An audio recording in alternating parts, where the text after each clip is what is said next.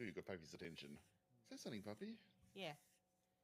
Our Gaby is now 17 since the last time most of you have seen him. He's a 17-year-old man. He was my 18th birthday present, so you can probably work out how old I am from that. Oh, you didn't like that bit? Oh. Oh no, he didn't like that. Hey. He's a good kitty. Yeah. You're in the way. I can't put the food down where you want it. There you go, my baba. Okay, let's see if I can force this. No. Oh, there we go. Yeah, saw that one. Fucking happens fast though, doesn't it? Yeah. And then he just stays like that. Good lord. Oh my god. That's more terrifying. I'm surprised you with some balls, Piggy! Too easy. Too easy. Savage. Imagine that one always sat on the toilet every awake hour. Yeah, it Would one comes. consciously urinate at certain points? Biggie Or would it what? just drip now and then without one having to think about it? Biggie what? Biggie what? You know, Yes, Biggie never change. Biggie, this is what we're here for. Mikhail did say that he got an email from someone saying that they felt that Biggie's dialogue in this game made them want to vomit. Can you hook So me up with the pee now? The pee? And it inspired toilet-based dialogue. Look Look at his face. at He knew what he was doing. Look at his cheeky grin. Monumentous scandal. It almost led to the fall of the entire Swedish monarchy. He was born in Norrköping in 1897. It is believed that he first met the Swedish king Gustav V in 1912 when he went to Stockholm, not Stockholm. I've invented a new place that is half Swedish and half UK. As a Boy Scout to sell flowers out. Spell lions, so that is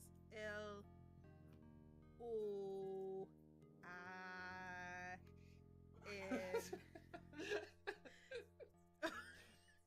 Close. I had something else on my mind. I was just thinking of all the letters involved. Oh.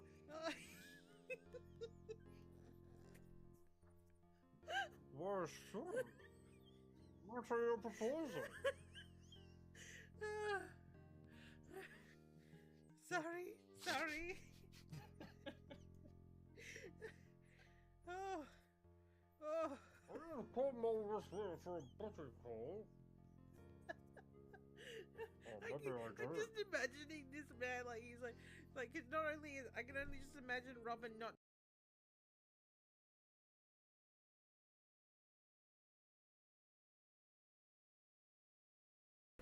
Hello. There we go. Yep. Okay. Don't mind me. I was using OBS earlier to record things, so my audio settings were all over the place, and it's also picked up the wrong DOSBox window. Where are you? Like, pick up the actual. There we go. No, wait, I don't want that one. Go away, you. I want this one. There we go. Hello, Dr. H. Yeah. I was gonna, just be like, I'm just gonna chill out myself, but then I'm being, loading up things for Windows 3.1 and being like, oh, I'd like to be able to experience this with people. So I was like, putting these in folders. Including the first one that we're going to look at now, which is... It is an interactive quest book, so we should look at it. It is even more religious than the Jonah and the Whale game. It is a Latter-day Saints game.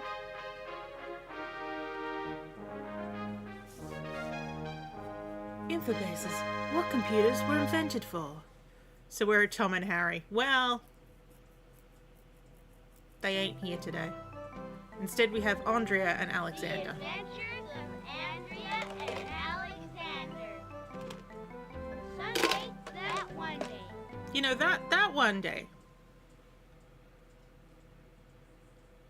I'm very struck with how Aryan these rabbits are.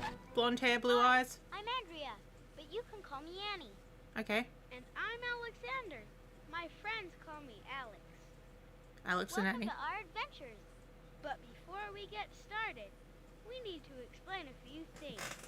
Like these buttons. Click here if you want the story read to you.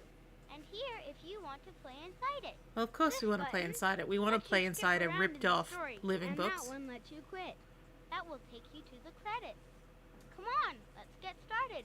Pick something now. Are you gonna dance? In living books, they danced if they're ignored. There's a bird trying to start off a siren. You're not gonna attempt it? Well, my mouse is stuck. Well, there we go. Play. Well, play already.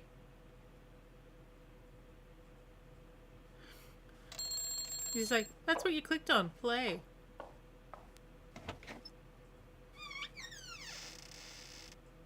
Alex and Annie, it's time to get up. Okay. Remember, it's Sunday. We can't be late for church. Throwing back the covers, Alex and Annie climbed out of bed. Oh, that's right. Alex thought, It's Sunday. That one day that's different from all the rest. How is it I can different? hardly wait to give my reverence talk in primary. I wonder what I should wear. I mean- know what I'd like to wear, but I don't think Mama would agree. I mean, Saturday and Sunday, I can understand grouping them because they're not traditionally work days. But just bring up Sunday. That's the odd one out. Oh, goodness.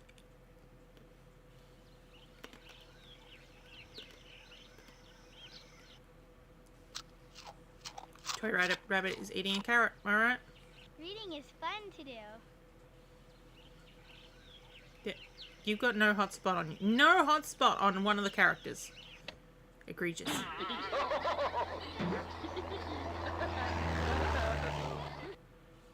What about you? No, nothing on you either. Oh, I don't think so. I see. I'm dressing him.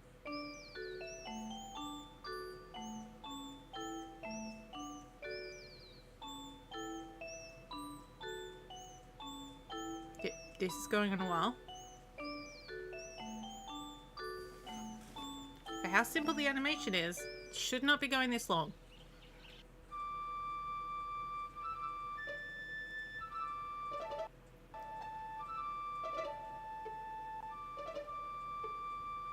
No, the butterfly's gone. Will it return? No. It's a one-go hotspot. I looked out the window and what did I see? Popcorn popping on the apricot tree. Popcorn growing on the apricot tree? That doesn't sound right. Those aren't your Sunday clothes. Oh, I see. That's why Those there's no aren't your hotspots Sunday on them. clothes. It's Sunday, not Saturday. Aw. Yes, I love this dress. I want the Lord to watch me in this dress. Yep, this is it. So wait, they wear shoes if they're wearing roller skates, but no shoes if they're not wearing roller skates. Like usually you'd think if they're not going to be wearing shoes normally, the roller skates would just be those ones that like strap onto the feet. I'm thinking way too much about this. Andrea and Alexander, hurry and come eat some breakfast before we go. Come meet some breakfast. Well, you've met the breakfast now. We I gotta know go. there's something I'm supposed to bring with me. My slingshot, maybe? No.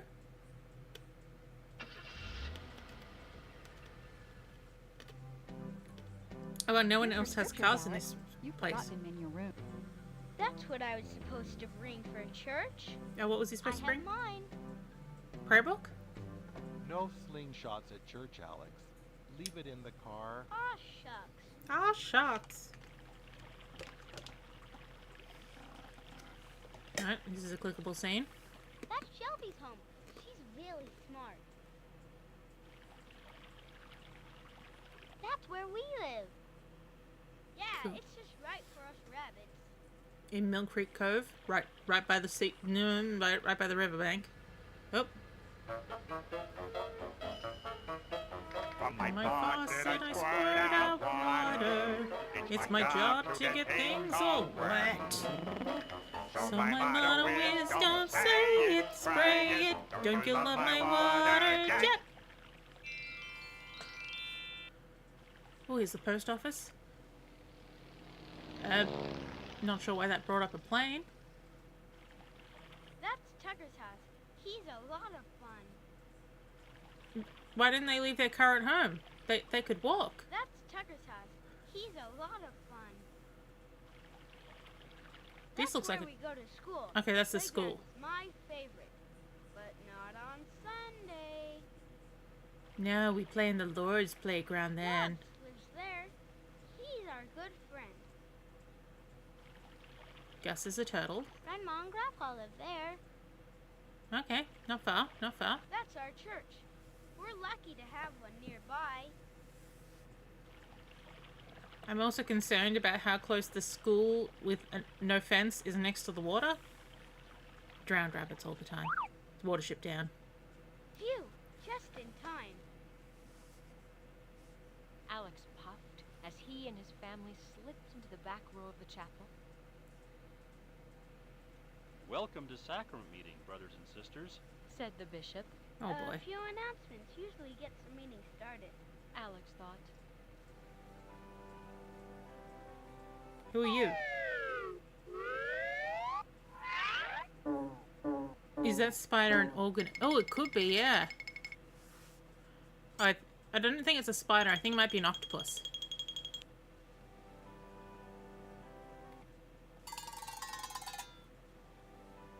Wait, why are there prayer books here? There's no seat behind.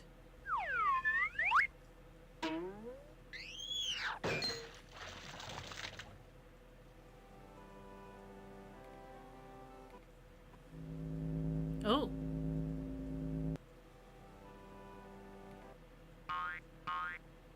Huh? Punch him.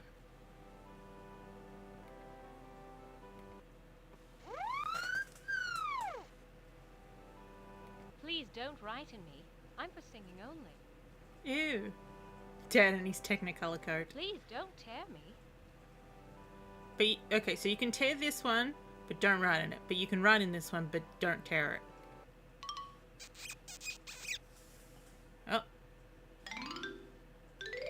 Baby skunk out on its way out. Oh, it's getting quite far. Oh, look at all those people. Mother's just like, no. Oh, the baby didn't come back. Hi, Alex. Quiet, Tucker. We're not supposed to talk at sacrament meeting. Oh, that's Tucker.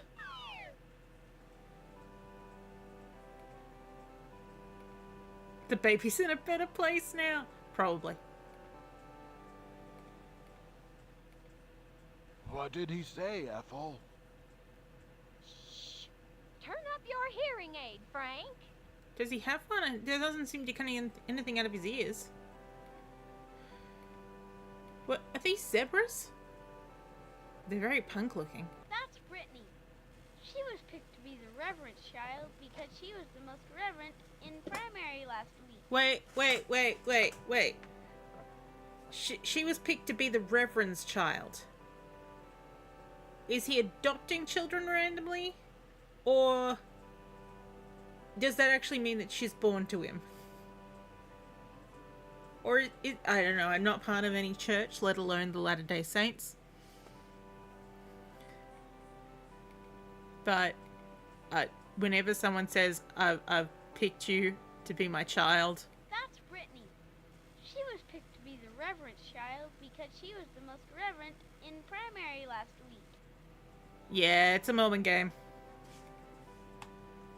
I mean, I did go to a Mormon funeral, which was also one of the most bizarre things I'd ever been to, because it was actually my cousin's cousins, they're Mormons. And like, it didn't matter what the program said. People just randomly walked up on the stage and started talking, and it was weird because they weren't talking about necessarily about the person who had died. The only mention that the person who had died really got mentioned was because how they felt closer to God because of them. And I was just like, oh, okay, short, no movement for this octopus woman. Oh, how?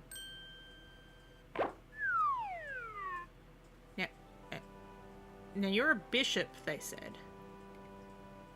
So wait, they've got a reverend and a bishop? There's too many people here. Someday I'll be a priest and get to bless the sacrament too. Okay, so we've got a bishop and a priest, and somewhere there's a reverend because this is the reverend's child. There seems to be a lot of holy people here. Yep, that's an octopus, alright. After the sacrament is passed, speakers stand up and teach us about the gospel. And sometimes the choir sings a song. I like that the giraffe had to lift up the podium. One way to be a missionary is to invite a non-member friend to family home evening. Huh?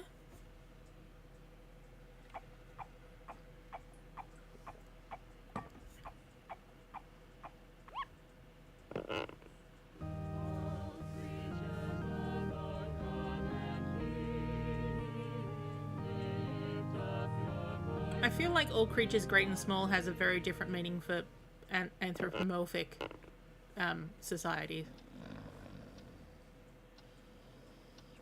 Someone's fallen asleep. Okay, now let's see. I need to do the 1, 2, 3, 4. Now let's see. That was on 4 or 3. No, okay, now let's calm down. Now wait just a minute. I can count that again. 1, 2, 3, 4, 5. Okay, now who are those people in the back? Okay, oh. Uh-huh.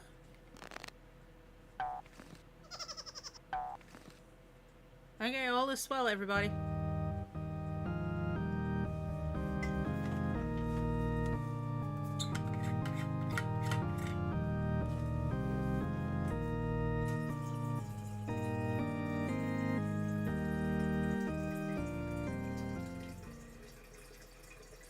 Sorry, just filling up my water.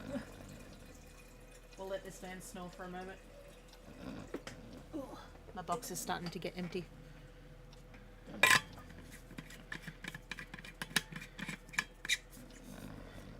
But yeah, as much as this is a Mormon game, and I'm not religious, we're judging it on its merits of actually being a decent storybook.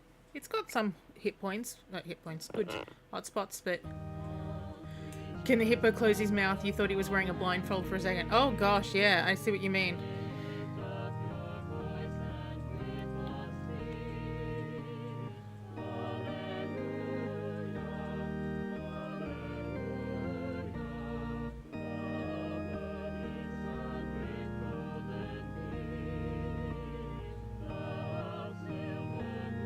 All of these animals that are singing look like they're dying inside.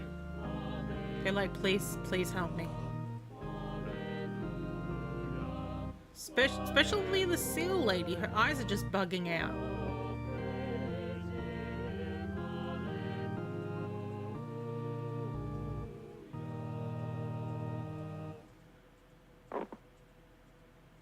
Okay, hippo, hippo.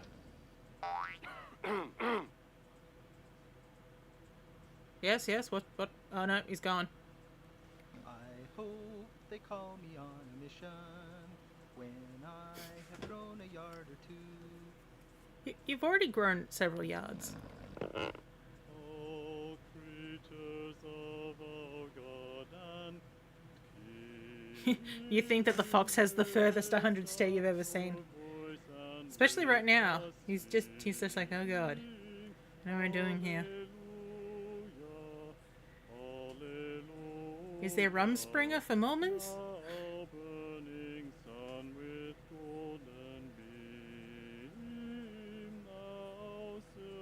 What has the fox seen? Yes. I mean, he's currently looking at the back of the missionary giraffe. Maybe he's in love with him.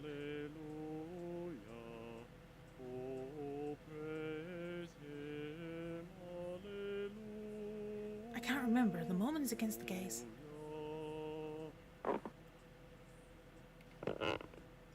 All creatures of our God and King. Are you all just singing the same song that you usually sing in chorus, just solos? The giraffe looks pissed. I'm the first counselor. I help the bishop with the primary and the Sunday school. Which one's the bishop? Is this the bishop? There are so many good people in this ward. Oh, the seal is very, very struck. It's condemned as sinful by the Latter-day Saints. Yep, figured.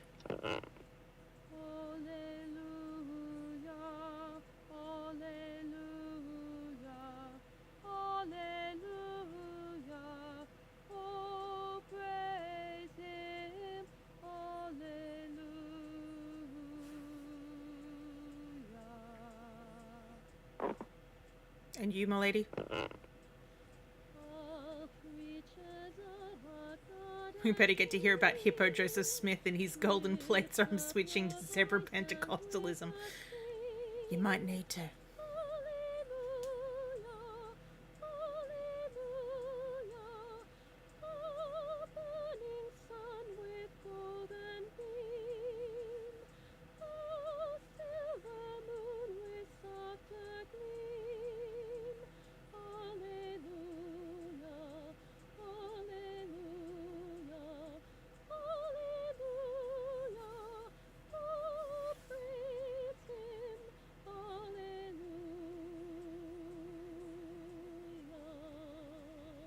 Cool, cool. Sit back down, lady. What about you? I'm the second counselor. I help the bishop and the young men and young women. So I'm thinking that maybe this guy in the middle is the bishop, because these two guys are helping him. No idea who this guy is. This guy's a missionary. Maybe he's a missionary as well. Maybe you're the reverend? Every week, the primary president looks for the most reverent child. I'm gonna lead America! I'm so glad to see all of you children here today. I'll be watching to see who is the most reverent in sharing time. And they will be next week's You sure they're missionary coated in their clothing? Yeah. I'll try extra hard today. Will you? Maybe she'll choose me this time. No, she picked Brittany. Annie Rabbit and Bobby Quail. But being reverent in church is more than just being quiet. It is showing love and respect for the Lord and His house. what happens if the Lord and His house aren't saying things that are, you know, that are good? If they're saying things that are mean and hurtful to groups that they little understand. This is why I don't do church well. And also why my mother got excommunicated for asking why black men couldn't be bishops back in the 60s.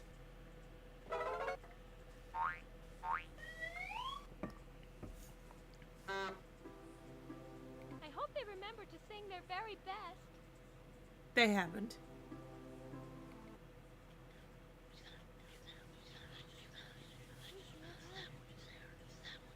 Please sit still and listen.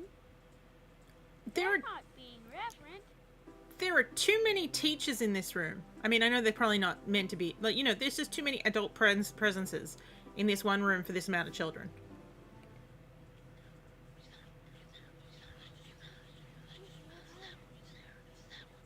Please sit still and listen.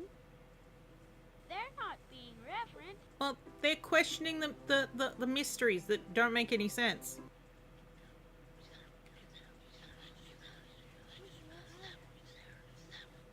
Please sit still and listen. Make They're me. not being reverent. This is a poorly behaved kids' room. They need a lot of adults. May I get a drink of water? You'll have to wait till after. Whoa, rude. He might be drawing out. He's a turtle. Alexander, you got nothing? You got nothing. Uh-oh, I dropped my gumball. Please sit still and listen. Yes, children, whispering to one another is a sin against the church, especially if you're saying, I don't believe what they're telling us. Oh, multi-talented. Someone give him a glass of water. He probably needs one. Who is being the most reverent? This lady? Oh, we got songs. A Ugh. balloon and we'll sing the song behind it. But what's in each one? Oh, so I don't want you to sing it. Do as I'm doing, follow, follow me. Do as Oh, this is indoctrination. follow, follow me. If I do it high or low, if I do it fast or slow, do as I'm doing, follow, follow me. Do as I'm doing, follow, follow me. Yikes. What about this one? Give, said the little stream, give a There's a direct line between this song and War Crimes, yes. said the little stream as it hurried down the hill. I'm small, I know, but wherever I go, the fields grow greener still. Singing, singing all the day, give away, oh, give away. But wait, if the little stream is giving as it's going, it's gonna get absorbed, it's gonna stop. I mean, that's how rivers work anyway. They go until there's no more water to roll. But that's like saying, give everything that you have. Ugh. I always hate when someone tells me, I'm a child of God. Mm-hmm. Has given me an earthly home with parents kind and dear.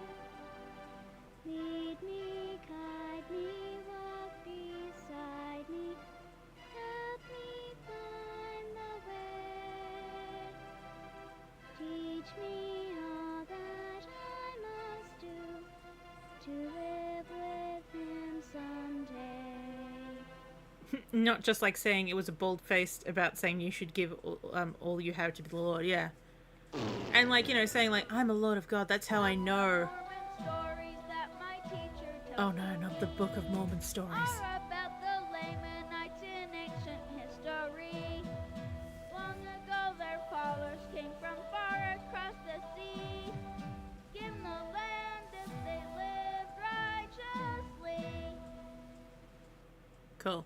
But you know, like whenever someone's like, you know, like, oh, I'm a child of God, so I follow his teachings. It's like, yeah, but if he doesn't tell you a thing, how do you know it's right or wrong? Or, you know, like, be like, if, say, for example, the words in the book said, yeah, you can kill somebody. And be like, but you're hurting someone else that doesn't believe that that's right. So should you be allowed to do that? Well, my God says so. Well, your God can't go to church, go to court, can they? Reverently, quietly, lovingly we think of thee. Reverently, quietly, softly sing our This feels very children should be seen, not heard. And preferably not seen. quietly, humbly now we pray. Alright, let these children be loud.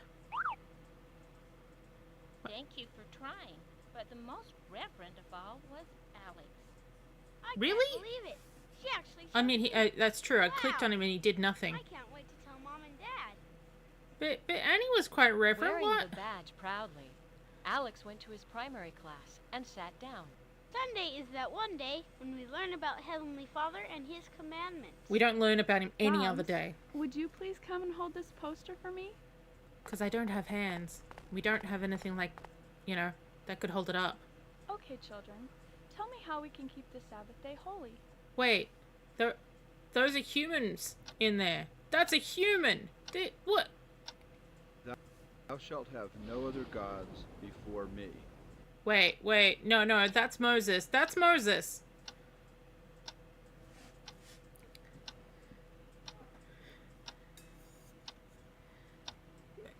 Like, I mean, yeah, Moses did say that, but at the same time, like, are they trying to say that this is God? Finally, some AUS representation, yep.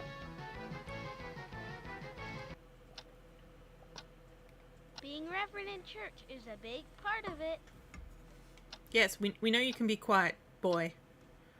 Look, we can turn everyone else to animals, but we're not changing the holy stories. Yes, that's what it feels like, Dee Dee. How about skateboarding at the park? Yes. Just kidding. No, you weren't, and I love it. You do what you need to do, son.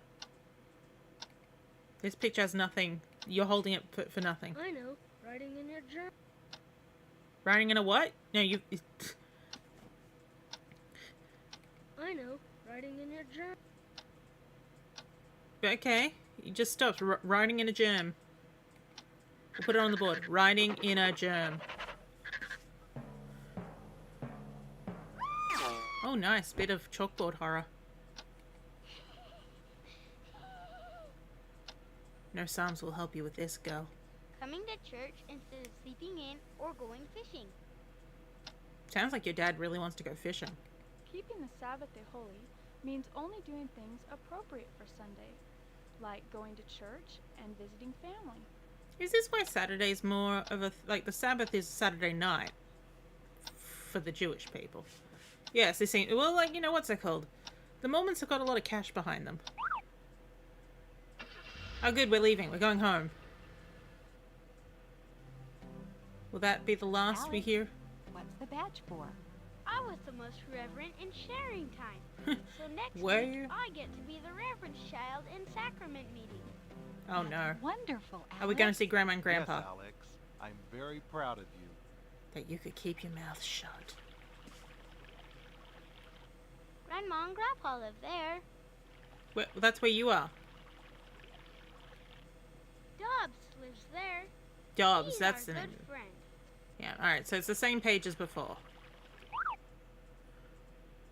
Sunday, that one day, Grandma makes all the mashed potatoes I can eat. And Grandpa always makes sure that we have cake and ice cream. Oh, cake I'm and glad ice everyone cream. could come for Sunday dinner. And I also hope you're getting excited for our family reunion next month. Oh, wow. Oh, no, the missionaries are here.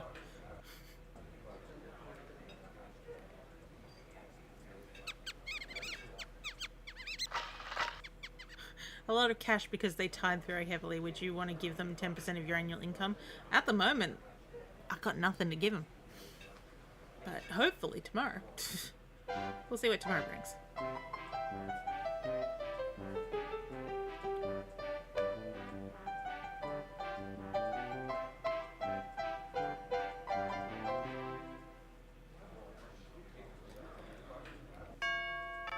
Oh. Oh.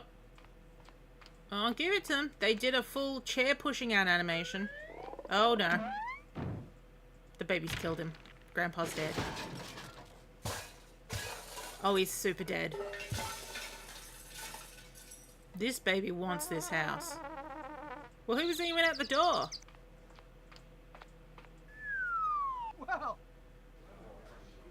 That's all he had to say about it. Whoa! Mashed potatoes? No? Okay. Well, you get to eat anything. Your badge says learn on it by the look of it. Clearly a Jehovah's Witness. Annie, Alex, what did you learn in church today? Keep your mouth shut, Grandma. That's what we learned. Oh. Mother's dress is changing. May I have seconds? Of course. If there's enough to go around. We're clearly hungry people. Oh. Whoa! Alex, you're no longer best boy. I mean Reverend's boy. Reverend's child?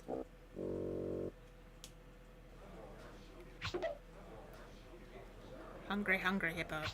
Oh! Father changes up his look.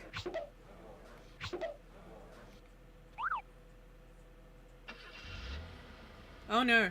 I think someone's broken down. You kids sure were good at Grandma and Grandpa's. You won't Alex be pushing and Annie, tonight. I was glad to see you both help clear the table and do the dishes. We just might get invited again. Of course we will. Are you gonna I'm help sure glad the the moose? missionaries came. I'll Although, I can't believe how much they ate. Oh, there's the Oak family. They're stuck in the mire again. What's the Again? mire? That's how grown-ups say mud. Is it? I mean, I have heard the term mire before, but not as this is what adults call the mud. Grandma and Grandpa live there. Okay, so we just using. Oh wait, someone else's home. There's a. What? Who's moving? Oh. I guess this is the turtle family going home, maybe? Yes. Turtle family home, Tucker's home. But we use the same hotspots for the second page because She's really smart. we're really lazy. Of all the wonderful things he did today, being Wait. with his family was the best. Do we know if we helped them or not? Yes. Alex thought. Sunday is that one day that's better. Why have you than put the popcorn all behind the you? rest. Did I just hear that if the kids didn't help with the dishes, they couldn't see their grandparents again? It essentially did boil down to that. Mother is spent. She is fast asleep.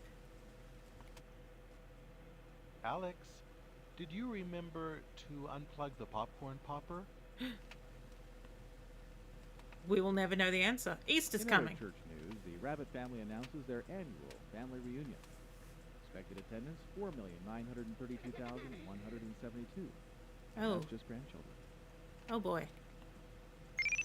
Welcome to the LDS Collectors Library. Oh, what no. would you like to search for? Oh no. It exists? The Mormons have their own internet. I was thinking I should invite Shelby to church next week. That's a good idea. Okay, so you're now converting people. I hope they finish me soon. Missionaries just love to get letters. Wait, what? You hope they finish you soon? Oh, the letter. They finish me soon. Missionaries just I thought love that to was get letters. Andrea talking. And got very, very concerned.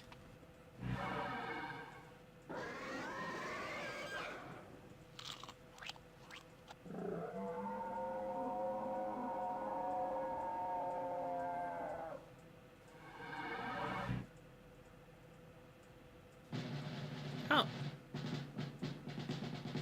Oh, yeah, of course he got eaten, so he's got to come back.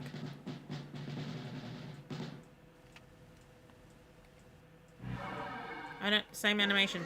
No, no, don't need to see it again. Being forced to.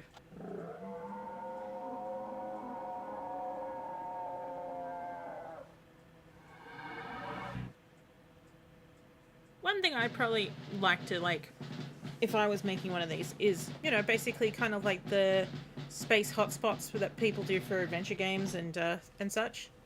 That, but for one of these. Because sometimes you're like, I don't know where the hotspots are. Here, I'll share these with you. Oh, how nice. You have exactly one block to share. And you're not going to eat any of the popcorn, but the... Okay, but the mouse has gotten it. The baby's just like, yep. There goes the popcorn.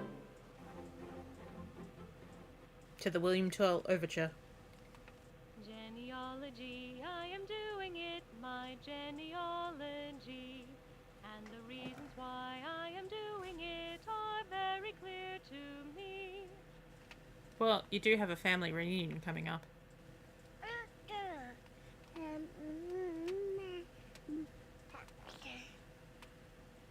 No one is observing this baby.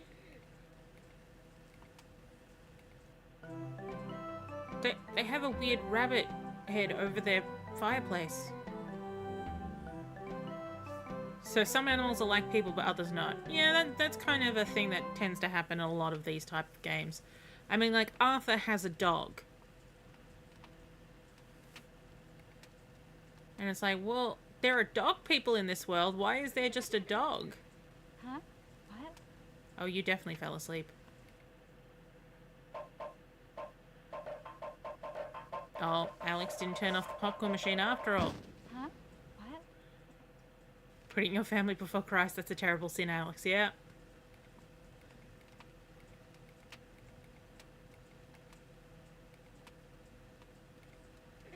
It's like, yeah, it's Goofy and Pluto conundrum.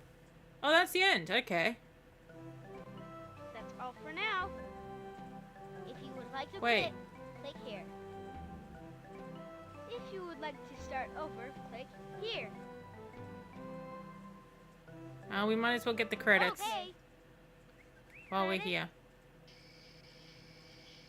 Okay, Infobasis, got that. Oh, hang on. Credit. I thought it was one of those that you had to click. Yeah, Goofy's supposed to be some sort of bull, I think. But, because it's slightly unclear.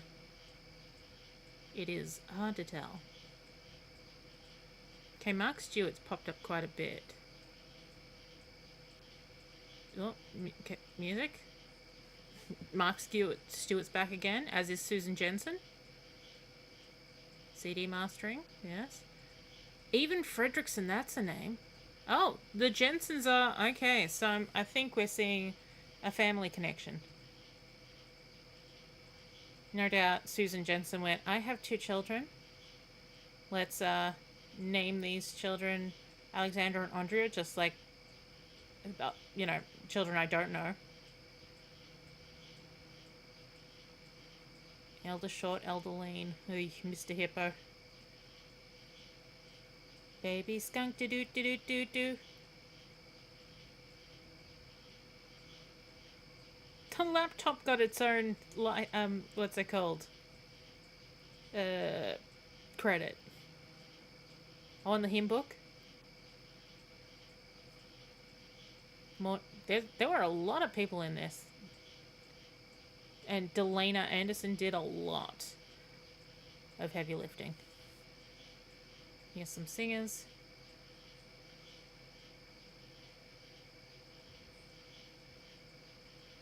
Primary boy and girl.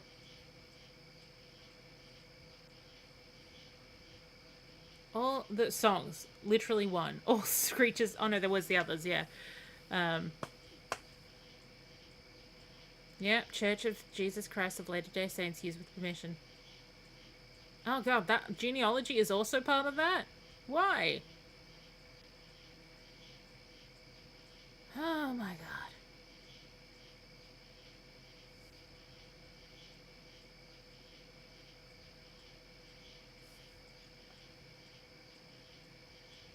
god.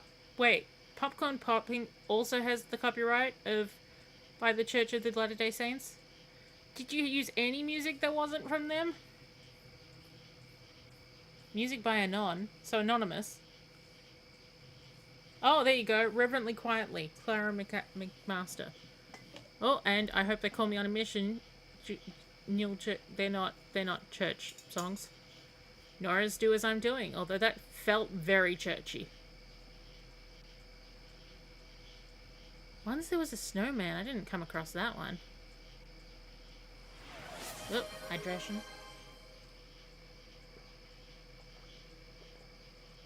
I don't think I remember seeing their Sunshine in My Soul either.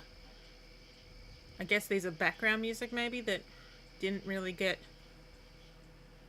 It is a church song, just not owned by the church. And yes, let us return to the Halloween pumpkins, which makes no sense. Hello, I hit quit. That's all for now. If you would like to quit, click here. Pray to the Macromedia If Christ. you would like to start, okay. It's the only Christ we actually recognize. Now they have this thing called install coloring book, but considering you need a password based on an access code, I don't think we're getting that anymore. We'd have to break into that to work out what it's made of. I ain't doing that. Alright, I'm gonna load up the next game.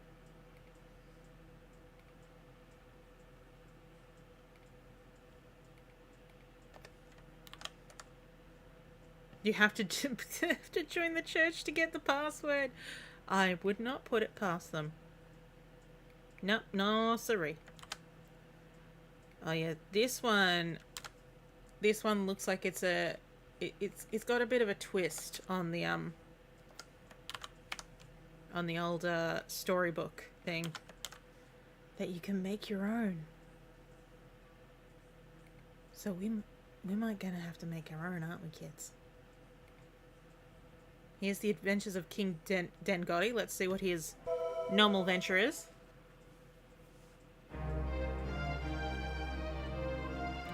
Good thing for you, there's no commandment saying thou shalt not price gouge.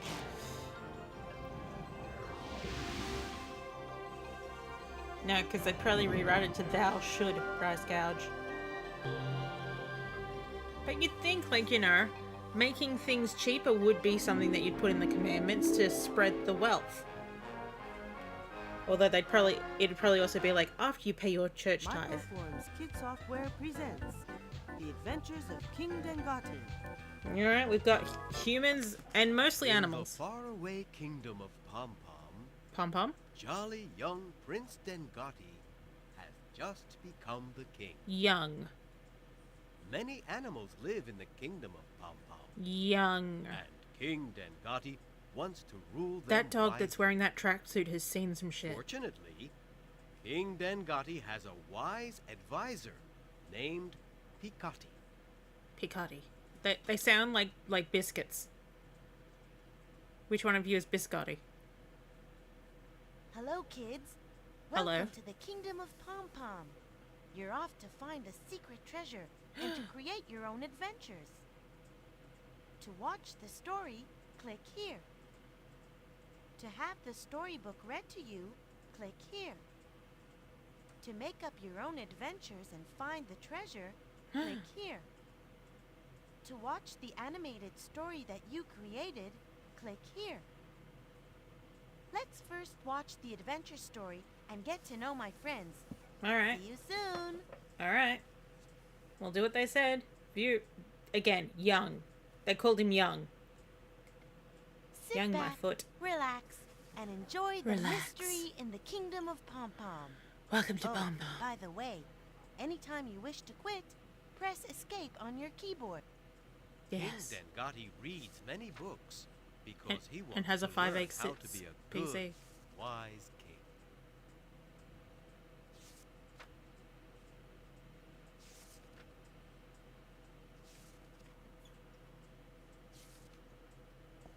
The Claymation King is troubling. I, Picotti, have something very special to give King Dengoti. Okay. A secret treasure map. You sense a difference in production values. Yeah. Okay, so he brought a torch in this clearly more modern thing. With a dot matrix printer, this king is ballin'. Is it gonna be a map to where all the biscotti?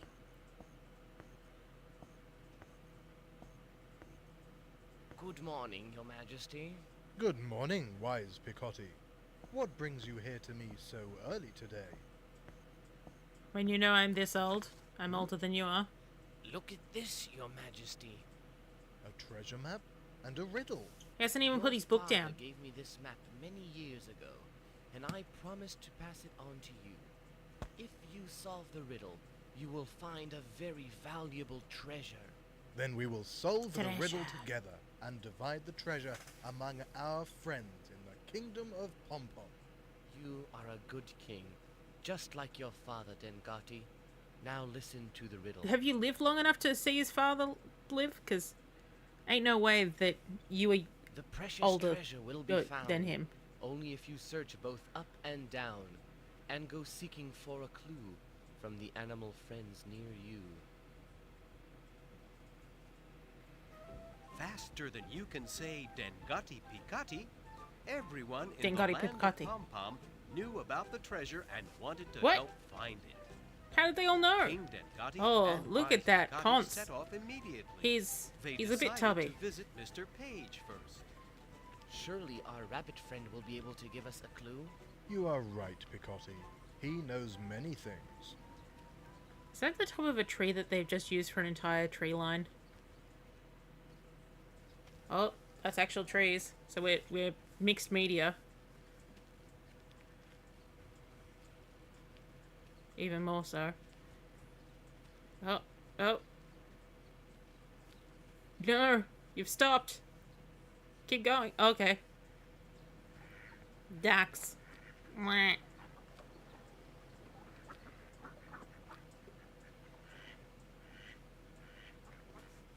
morning, Your Majesty. Are you out for a stroll? Not really, Mother Duck. We are searching for a very important treasure.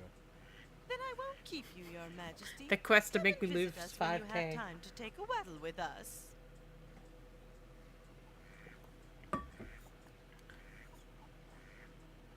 Okay, clearly drawn ducks with a manipulated photograph duck that's been painted on as well.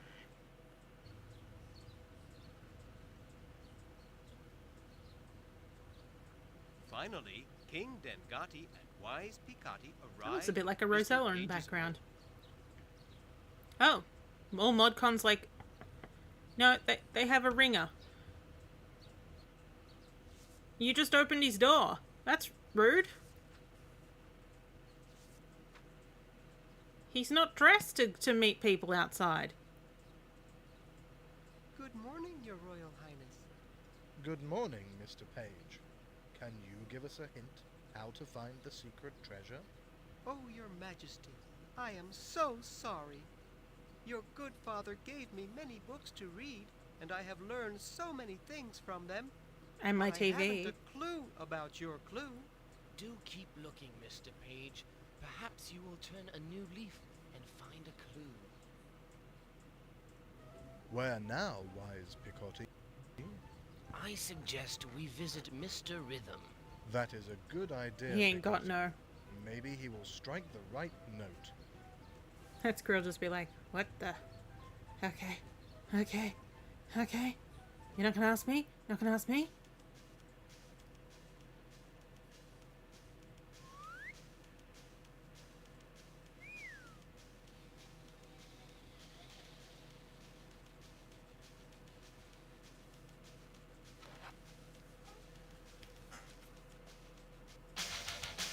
Oh boy.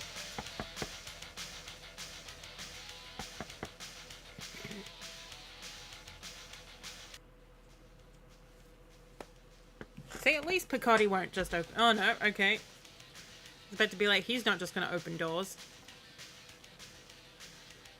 Out of my way!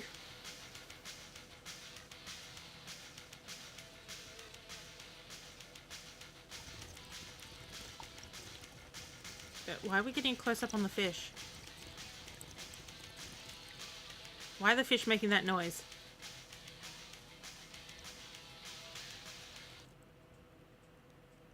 Yes! Oh, Your Majesty! Oh, Wise Pikati! I am so sorry I didn't hear you come in. That's all right, Mr. Rhythm. We Can let you give us a ourselves in. hint how to find the secret treasure? I may be able to help you. Long, long ago, your father left me a tune. Would you like to hear it? Certainly, Mr. Rhythm.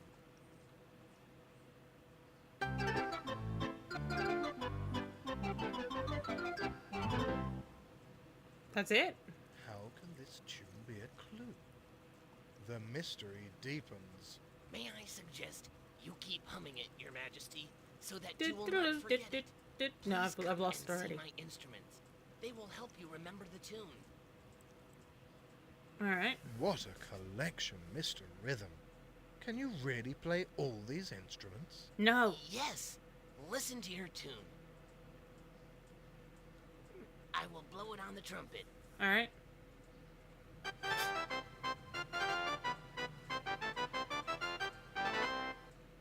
I will play it on the piano. Oh. You can play things just by pointing at them. Wow. I will strum it on the guitar. Okay. I'd like to see you try and do it on the drums somehow. I will beat it on the drums and Oh, he cymbals. will.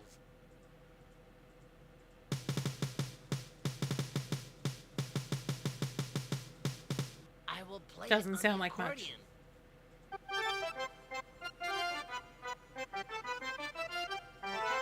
Or maybe he's putting the sound in our heads.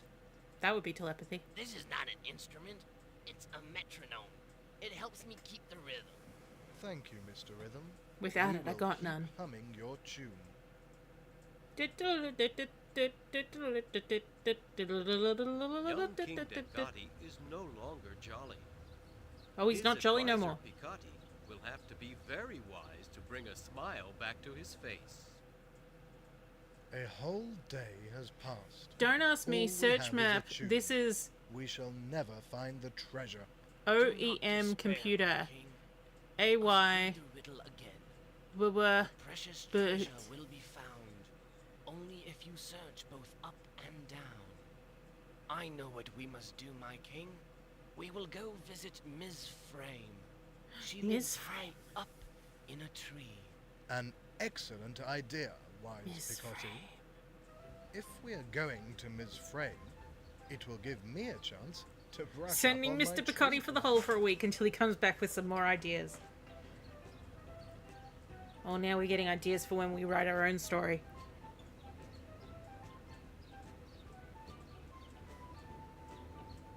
Oh, do you think they're going to have computer voices?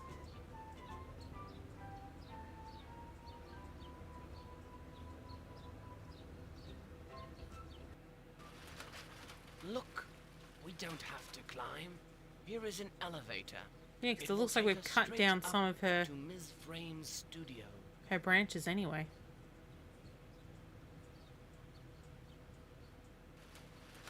Oh, careful, Picotti, you might fall out. You're kind of on the edge. He's going up to Ms. Frame. I hope he doesn't have a letdown. He's gonna have a letdown. Oh, The tree service. elevator brought King Dengati and Wise Picotti straight to Ms. Frame's studio. Oh, this would be difficult for a bird.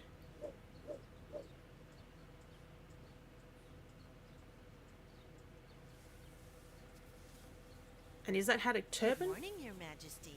Thank you, Ms. Frame. Can you give us a hint how to find the secret treasure? I have flown far and wide in search of a clue for you, but I have not found one to take under my wing. But I do have a gift for you. Oh. It is a painting which your father once gave me. Thank you, Ms. Frame. She didn't even tell you that was the one. Help us to draw some conclusions. No, that's the one I just sold on commission. Meanwhile, Mr. Page suddenly remembered that a long time ago, Ugh. King Dengati's father had given him a scroll. Alright. I remember where I hid it. I will call Ms. Frame immediately and ask her to fly the scroll to King Dengati. But they're already there. Does she have a phone? Oh my god, she's got a mobile. Ms. Frame, I think I have a clue for King Dengati. Will you fly it to the king? I will send one of my flock immediately. Can she turn to the king? Back in the palace, Go there. King Dengati and Picotti planned the next stage in their search for the secret treasure. So, now we have a tune and a painting, Wise Picotti, but still no real clue. What do you suggest? Before we open the painting, let us read the riddle again. Wait, I hear someone knocking on the window. Who could it be? Just close the door and... Oh my god, you didn't even say anything to her. So rude. Key? Look, Ms. Frame has sent us a scroll from Mr. Page. How did you know that? Picotti, it is the design for a special key. Let's go quickly to Mr. Bright. He can make anything. An excellent idea, Your Highness. You haven't opened the We will painting look yet. at Ms. Frame's painting when we come back. Oh, for goodness sakes.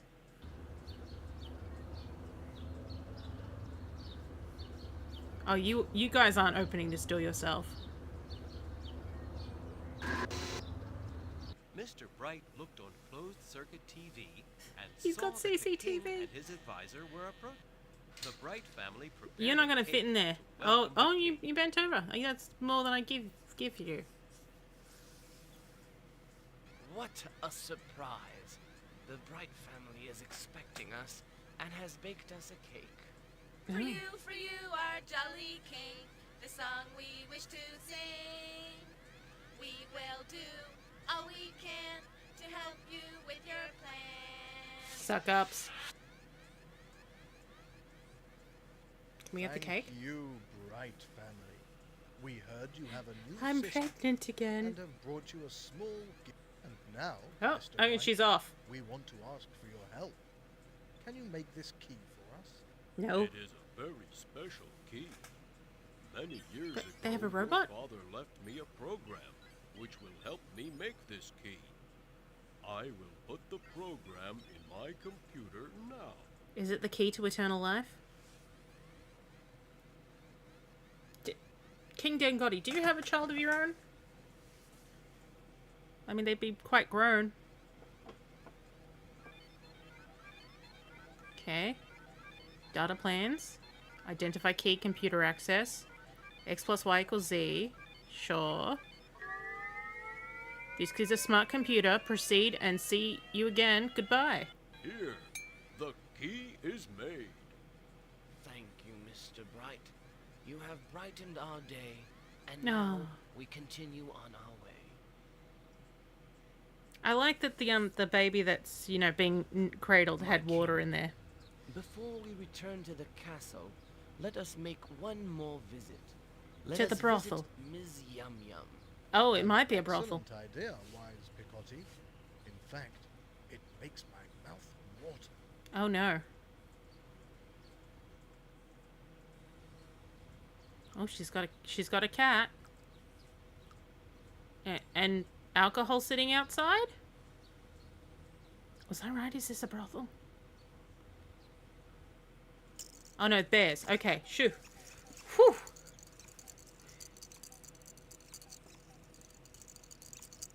Oh, Kiko's channel's gonna be 17 years old on the 30th. I mean, mine really started on like the 24th of January 2009. So that's a while as well, isn't it?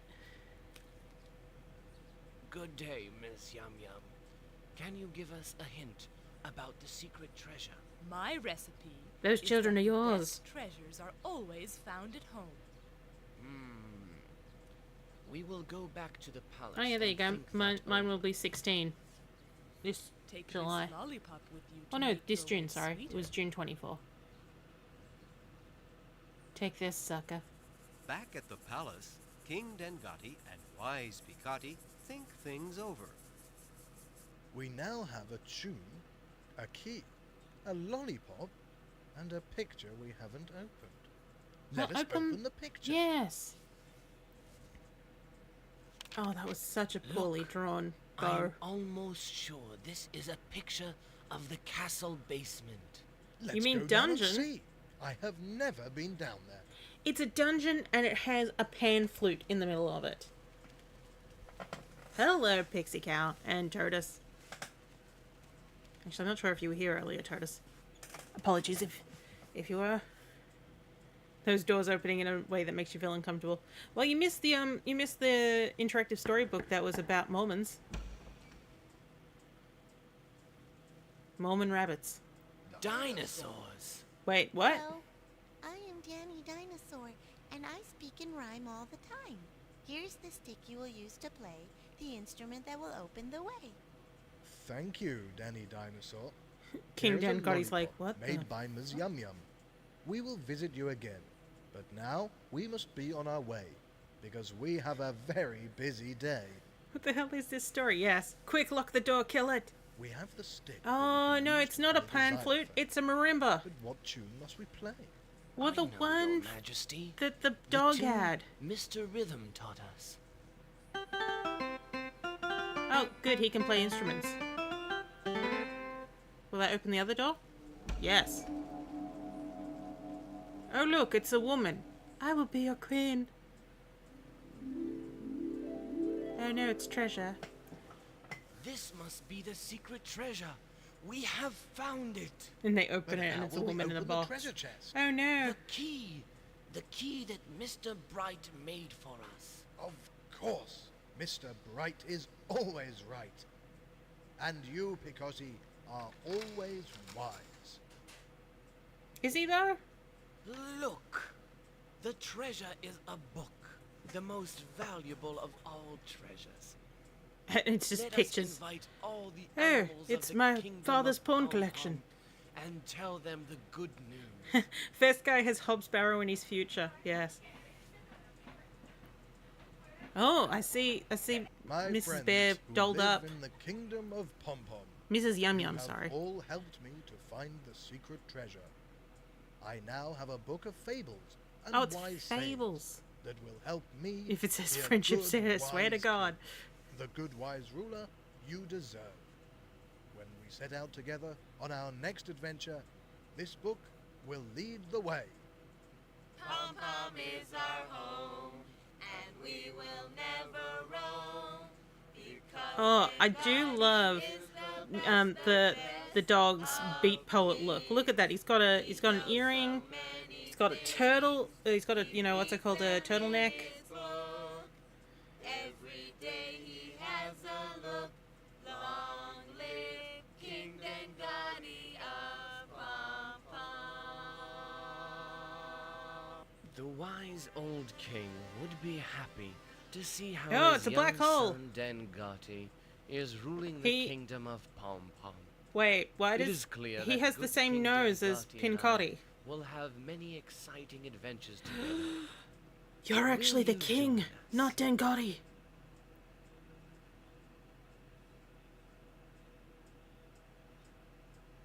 Okay, let's see what happens when we create. Okay, are you ready for the real action? Let's start I'm- creating your own adventure story. I'm uncertain. Solve the riddle and find the secret treasure. All right. Welcome to the library of the Kingdom of Pom Pom. Click on one of the books to start creating your own story. And be sure to look for the treasure. Now let's start creating a story. You can ask King Dengati and wise Pikati to stay in the castle, while you put them in touch with the animals of the kingdom of Pom Pom. The animals will help you and the king solve the riddle. You have a second choice. You can ask the king and his advisor to leave the castle. Together you will try to solve the riddle by looking for hints throughout the kingdom of Pom Pom. Okay, so we'll do the opposite of what they Make did in your the story choice, then. And let's get started. They're gonna stay. You've chosen to stay in the castle. Who would you like the king to call to ask for a hint? Ask the box! You're doing very well, but you still don't have all the hints you need to solve the riddle. Ow. Keep trying. Who would you like the king to call to ask for a hint? Mr. Rhythm the dog knows many tunes. Mm-hmm. What would you like Mr. Rhythm to give King Dengati? Would you like Mr. Rhythm to give the king a flashlight? Your nose is Would you spread like Mr. thickly Rhythm with to give butter. the king a cassette which has the recorded tune? Would you like Mr. Rhythm to give the king a stick?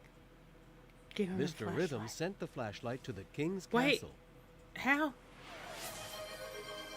Who would you like the king to call to ask for a hint? Ms. Yum Yum the bear is a wonderful cook who loves to have guests. I drank too much water. Whom would you like to invite to Ms. Yum Yum's party? Would you like to invite Mr. Bright the turtle? Would you like to invite Danny Dinosaur? Dream like haze. Ooh. Come on, Mr. Bright. Bright gave Ms. Yum Yum the key he had made. To her heart. Now give me cake. How would you like to send the key to the king? You can send the key by mail. Well, we have to send Miss You can Yum ask Yum to Ms. the Yum Yum to castle. bring the key to the castle. Ms. Yum Yum brought the key to the Oh, castle. there's a different outfit. Who would you like the king to call to Easy ask for to a be hint? removed. Mr. Rhythm the dog knows many tunes. Okay, so this time he's What gonna would you send like a, Mr. Rhythm a to stick. give? Mr. Rhythm sent the stick to the king's castle.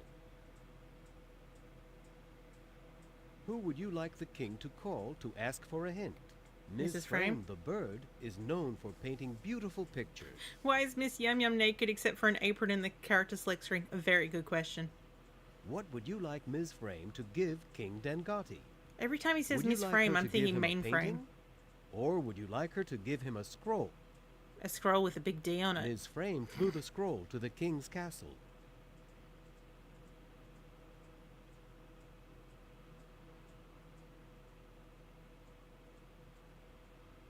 Who would you like the king to call to ask for a hint? When they call Mr. Page the rabbit, He tells the king and Picotty he has found an ancient scroll with a seal on it. Oh. How would Wait. you like Mr. Page to send the scroll to the castle? Mr. Page sent the Oh, scroll he does to have the a king fax. by fax. Who It's would gonna you lose like something the in king it. to call to ask for a hint? Mr. Bright. Mr. Bright the Turtle is an inventor. He knows how to make many objects. Okay, cool. What would you like Mr. Bright to make for the king? A magic gun. Mr. Bright made the magic gun. Gun! I'm glad that we're all aligned on this. Mr. Bright's robot brought the magic gun to the king. Ah! It's got a gun! Who would you like the king to call to ask for a hint? You're doing very well, but you still don't have all the hints you need to solve the riddle. I got a gun! Keep trying. Who would you like the king to call to ask for a hint? Mr. Bright's a secret Republican. I guess we need Mr. the Rhythm, cassette the dog, tape. knows many tunes. Music. What would you like Mr. Rhythm to give King Mr. Rhythm sent the cassette to the king's Alright, castle. Mr. Rhythm's, what's it called, tapped out. Who would you like the king to call to ask for a hint? When they call Mr. Page the rabbit, he tells the king and Picotty he has found an ancient Again? scroll with a seal on it. How would you like Mr. Page? By mail. Mr. Page sent the scroll to the king by mail. Who would you like the king to call to ask? Ms. Frame the bird is known for painting beautiful pictures. No, I think you can get multiples. It's just whether or not they relate to the What story. would you like Ms. Frame to give King Dengotti? This time she Ms. can send the Frame painting. flew the painting to the king's castle. It's massive. Take it from me. Never call me again. Who would you like the king to call to ask for a hint? I guess. Mr. Bright the Turtle is an inventor. Yes, yes, yes. He knows how to... What would you like Mr. Bright to make for the Another king? flashlight. Who would you like the king to... Mr. Bright the Turtle. What Okay, would... give us the key. Who That would should you be like enough. the king Dengotti There we and go. wise Picotty went down to the castle's basement. This was a weird thing to do. Wise Picotty used the magic gun to open the door. I love it. So we've skipped the dinosaurs entirely. Inside the room, it is dark. And the king Wise shoots Picotty Picotty. turns on the flashlight. Suddenly, he and King Dengotti see the treasure box. Wait, the door's back. Inside the treasure box was a book. Here you go, The son. book contained many wise fables for ruling the kingdom of Pom Pom. King Dengotti was... Cool. Alright, so that was The Adventures of King Dengotti. That was bizarre, to say the least. Yep. Okay, so what else have I got in this folder? We did that. Oh, hang on. This one actually might be a decent. As in, I got the Europress games to work, because if you remember, we were trying to play with that Peter Pan one, but it was Russian all over the place. It was going zoom, oh, which means I need to change one thing. Oh. Instead of my cycles being auto, I'm doing 25,000. That apparently was the difference.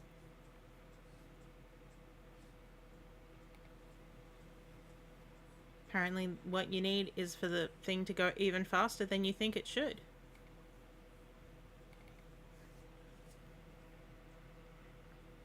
I might need to change the CPU to Pentium Slow, we'll see.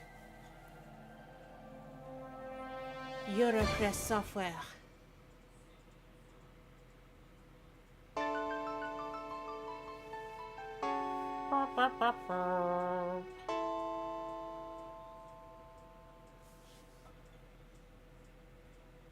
darlings at home. The darlings at home. Come and play with the darlings at their home. Peter. Mr. Pan.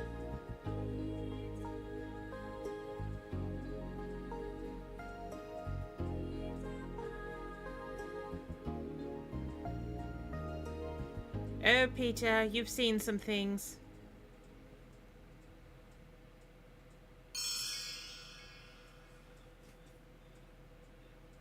Now let's see if this doesn't rush off at 1,000,000 miles per hour.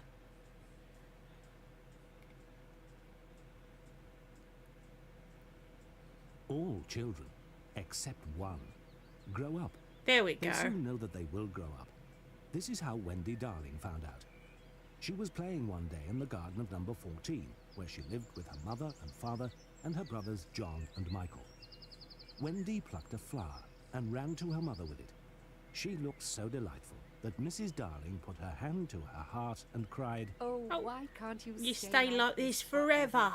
From then on, Wendy knew she was going to grow up. Right, don't go anywhere. Oh, here we go. What the? Why is there a mouse? Why is there a mouse?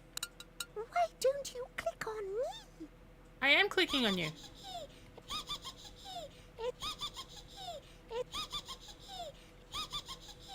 It tickles. It tickles. Excellent.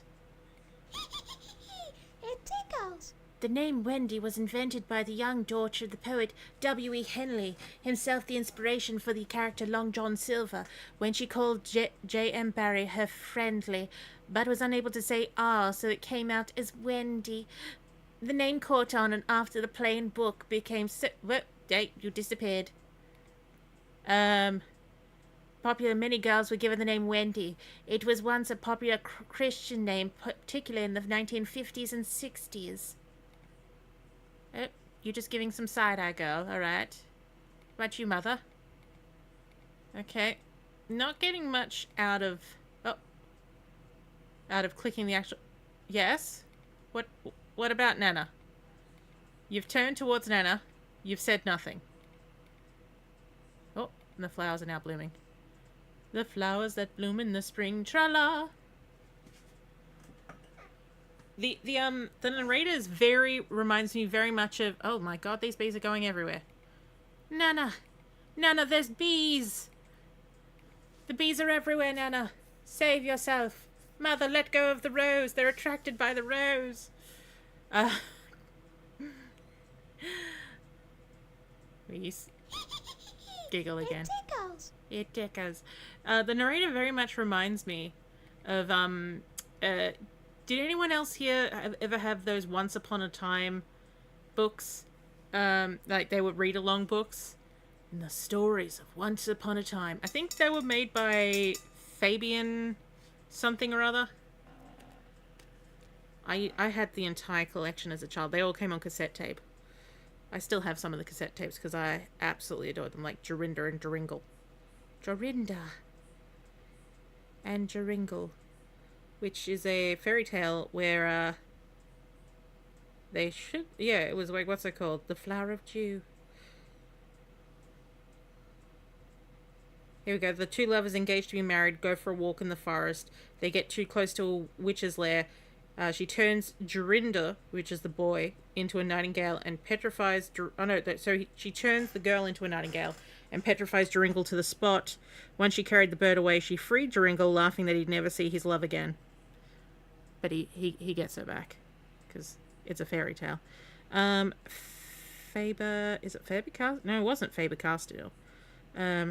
Once Upon a Time. No, I want the actual...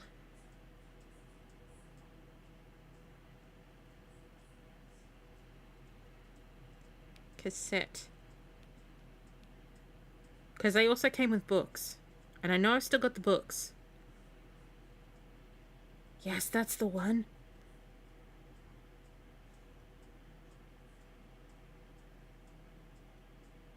Cassette by it's not Various. Fabry Publications.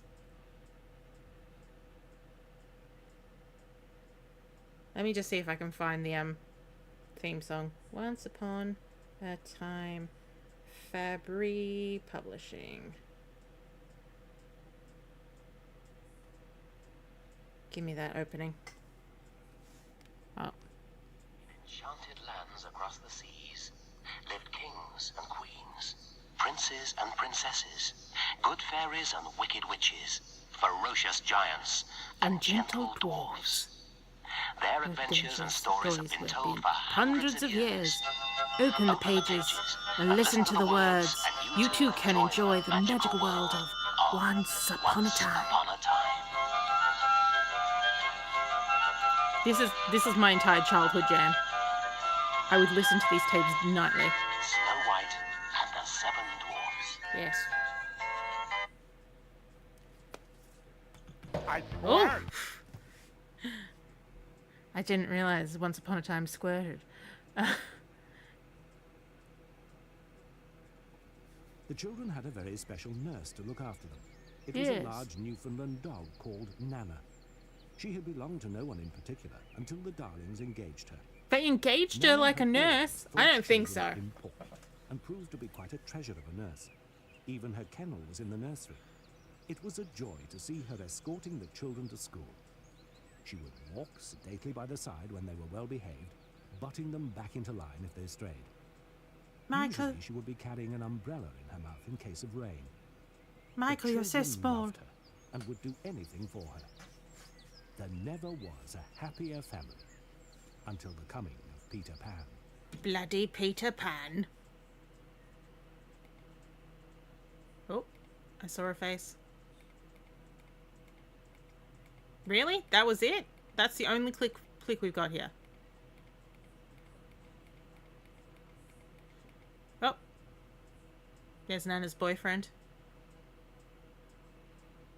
Oh, we got Newfoundland.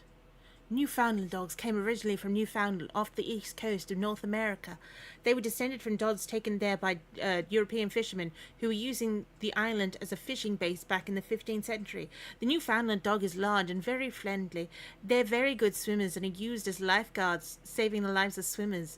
I wasn't quite finished there. They were very strong. One dog pulled a block 52 times his own weight. One of my high school friends had one, and she called it Pandora. It was Panda for short. Nurse. This is not a medical nurse. It is more of a permanent childminder or babysitter. Children of rich parents would often be looked after by a nurse, sometimes called a nanny. The children would have a separate nursery and might only see their parents at certain times, when they were bad. Pan. Pan was the Greek god of flock. Oh, what? Really? You're going to bring that into this? He was often shown with horns and legs and the ears of a goat. Like Greek shepherds, he was a piper. One story about Pan is that he fell in love with the nymph Syrinx, who ran away and hid in some reeds. Pan took the reeds and made the first panpipe. Oh, I wasn't finished. Panpipes are a set of reeds closed at one end and tied together. Each reed is a different length to get different notes. They are played by blowing across the open ends, as if they were bottles.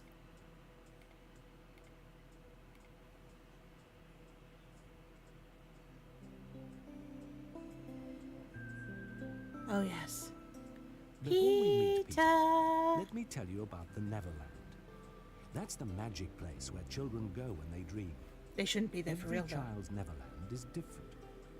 It is always an island with coral reefs, savages, and gnomes, and caves through which a river runs. Getting directions is difficult. John's Neverland had a lagoon with flamingos. Wait, gnomes? I don't remember gnomes. Michael, who was very small, had a flamingo with lagoons flying over it. Huh? John lived in a boat turned upside down on the sands. Michael lived in a wigwam. Michael Wendy lived in a had her own wigwam. house, made of leaves sewn together. It is all rather confusing, especially as in Neverland, nothing ever stands still. You can always play at being in the Neverland. By day, you do it with chairs and a tablecloth, and then it is not in the least alarming. But in the 2 minutes before you go to sleep at night, it becomes very nearly real. The Neverland has many strange things, but nothing more strange than Peter Pan. Alright. Oh, I can click on these. I can stop the flamingo. Oh boy. Yeah, I think you shouldn't be cutting that close to your wing wang.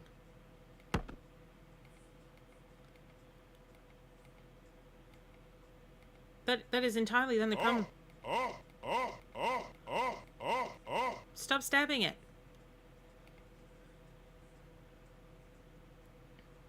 Every night, Mrs. Darling would tell the children a bedtime story.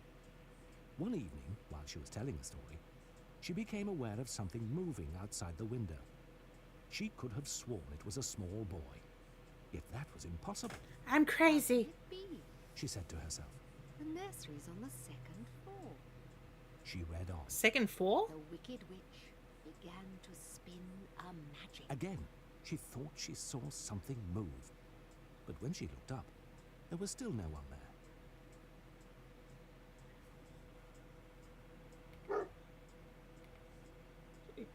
You'd think Nana would be at the window like, oh my god. Okay, none of the children have anything to say. That looks animated, yeah. And the train. Box, yep. Oh. Whoopa!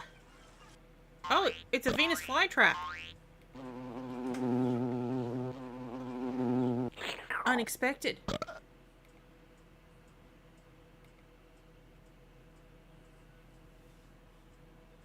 When the story was over, she took up her sewing. But in the warm room, she slowly drifted off to sleep. Suddenly, a boy dressed in green came flying through the window. And with him came a ball of light, which darted round and round the room. Mrs. Darling woke with a cry, and Nana came bounding in. She sprang straight at the boy, who quickly leapt out of the window. But he was not quite quick enough to stop Nana snatching his shadow from Oh my god, you pushed a boy out the window, Nana. He's dead, Nana. We have to cover the body. Still animated? Nope, none of these. Oh, different toy. And it rolls away. Another. Oh, so we got different toys every time. Oh, that didn't land. Is this gonna land? Yep. Oh, nothing left in the toy box. Oh. Yep, there goes the teddy. Boink, boink. Mrs. Darling examined the shadow carefully, but she found it was quite the ordinary kind. Well then, you Nana can't had lift no an doubt at ordinary all kind of what shadow. was the best thing to do with a shadow.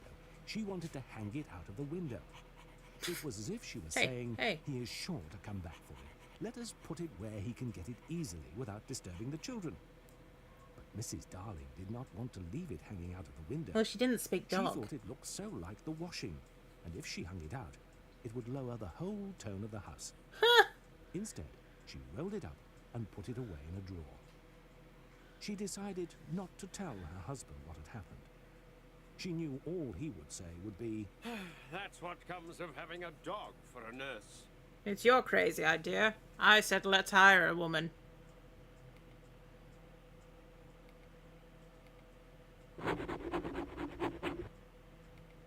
We spent a lot more time with Mrs. Darling so far. Oh, I like that. Oh.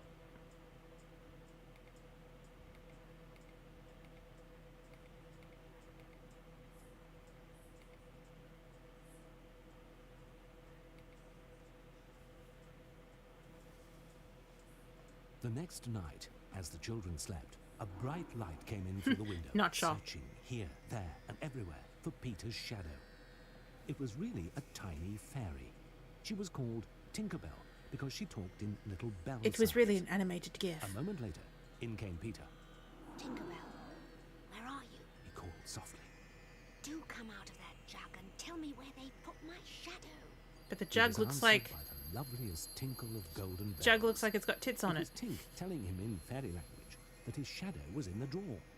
He quickly found it, but in his delight, he absent-mindedly shut Tinkerbell in the drawer.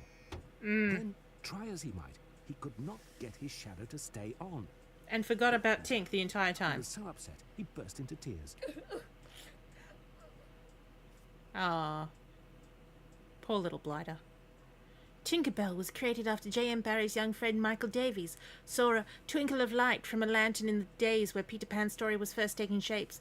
In the program for the play Peter Pan, the character of Tinkerbell was often written as being played by Jenny, sometimes Jane Wren. There was no such person. Tinkerbell was created by a reflection of the spotlight from a tiny mirror. However, she did once get a bill from the tax man. Oh.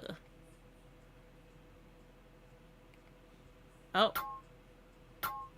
There will be no freedom for Tinkerbell.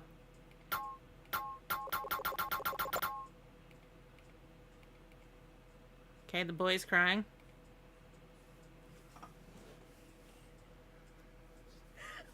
Peter's sobs woke up Wendy. She didn't seem surprised to see him. He walked towards her. I've been and told asked about that politely, sexual awakening thing. What's your name? Wendy Moira Angela Darling. She replied. What's yours? Peter Pan. He said. She was already sure he must be Peter, but it seemed such a short name. Where do you live? She asked. Wait, how is she sure he must be Peter? And then straight on till morning. Said Peter.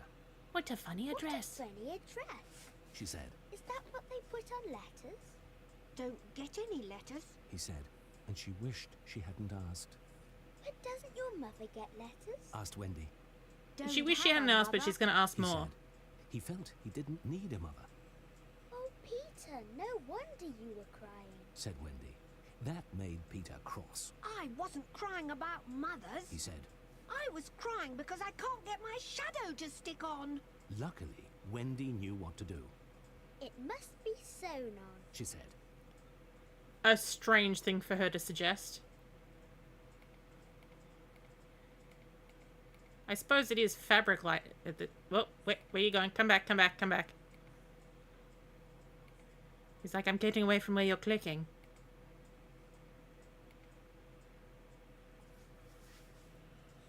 Wendy got her needle and cotton and thimble. Then she sewed the shadow back onto Peter's foot. I dare say it will hurt a little. She warned him. I'm going to put a needle right into your foot. Said Peter, who told himself that he had never cried in his life. So he clenched his Just teeth. hold still while I settle stitches to your flesh, yes. When it was done, he said, He's never cried in his life, but he was sobbing before. More than 20 boys. Oh. I think that's perfectly sweet of you. She said, and offered to give him a kiss. Peter didn't know what she meant, so he held out his hand expectantly. Surely you know what a kiss is? She asked, with some surprise. I shall know when you give it to me, he answered rather stiffly.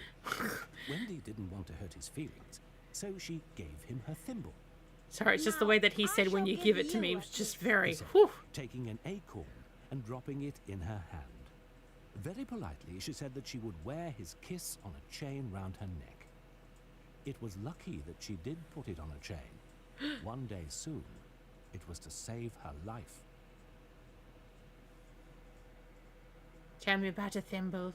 A thimble is a bell-shaped cap which is placed over the finger to protect it from being pricked by a needle when sewing. Thimbles have been used for a very long time. Some earliest examples have been found in the ruins of Pompeii and Herculaneum, which dated back to 79 AD. The Dutch introduced them to the rest of Europe in the 17th century. Today, thimbles are made of plastic or metals like zinc, but they used to be made of ivory or leather, or sometimes silver or gold. I've got one that I believe it's like an aluminium that is rainbow colored, and it's not a full like cap shape one. It's got a ring that fits around your finger, and then it protects the underside of your finger, which really I need because I don't have much feeling in one finger, so I tend to stab it quite a bit. To grow up, and how he had run away the day he was born to live with fairies. Be careful with your next he heard kid. a tinkling sound from the chest of drawers and rushed over to it. Wendy followed him. That's Tink. He said.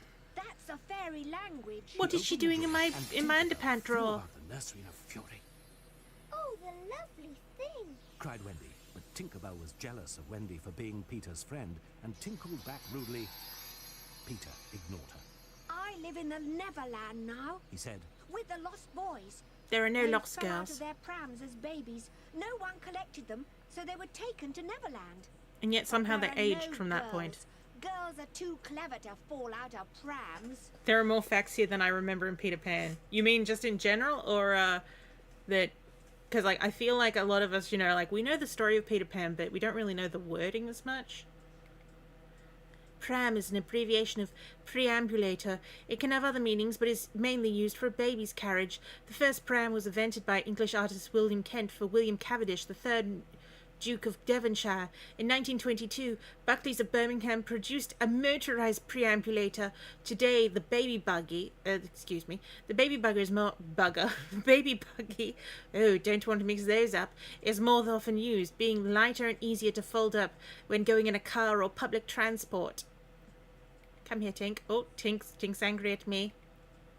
You shan't get locked in there again. Oh, hello, teddy bear. Oh, you following my curse? Tink. Nice, nice. Let's go to next then, Tink. The girls know how to read a map, yes. Tink. Tink, I'm trying to click this. Tink. Tink.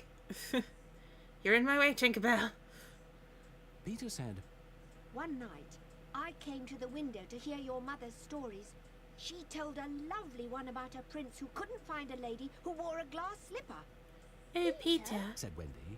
That was Cinderella, and he found her, and they lived happily ever after. Peter was so glad that he rose from the floor and started floating over to the window. Where are you going? Cried Wendy, not wanting him to leave. I'm going to tell the other boys. He said. Do come with me. Wendy hesitated. But I can't fly. She said. I'll teach you, said Peter. And I'll teach John and Michael too, if you like.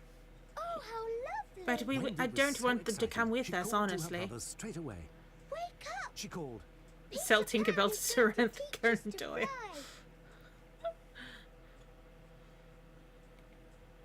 And the other children are going to be like, who's Peter Pan? He's going to sell you off to slavery in hopes that I will live with him as his child wife. And take care of him and his other boys. I say, Peter, can you really fly? Asked John. Peter didn't bother to answer him. Instead, he just flew around the room. He levitates. So delightfully easy. That could they be. Tried to do the same, but each time they went down instead of up. Not like that, said Peter. Stranger danger. Think lovely, wonderful thoughts, and they lift you up in the air. But they still couldn't fly an inch. Then Peter blew some fairy dust over them. I just happen to have some in my pocket. Let go. He told them. Is that just Michael coming out of your was mouth, the first Peter? To try again. And this time, he managed it. He shrieked while still in midair. And then he hit the roof. Just then, they heard Nana barking and the sound of Mr. and Mrs. Darling on the stairs. Peter knew there was no time to lose. I must kidnap you all now. And at once soared out into the night. Oh, One Wendy's by having one, troubles. The others. Wendy's being taken back. Oh no, it's the Jacob Breeze mug. Oh, and this is gonna be. Oh. What? This is what Mrs. and Mr. Darling are gonna see when they come in this room. What the heck? Oh. Good work, Nana. The children may be gone, but no burglars shall come in.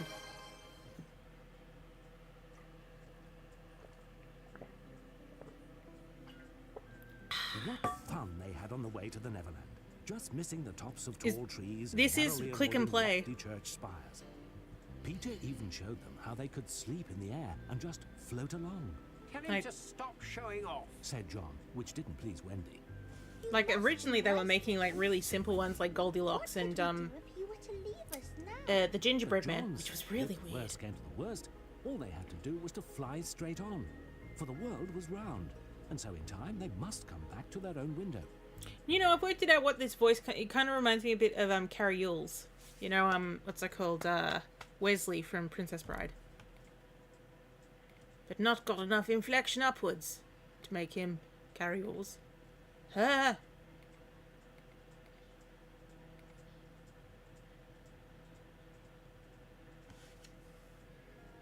Strange to say, when they arrived over the Neverland, Peter looks all pissed off, like, recognized I've it been at dragging once. these kids They all this shouted out to each frickin' other. way.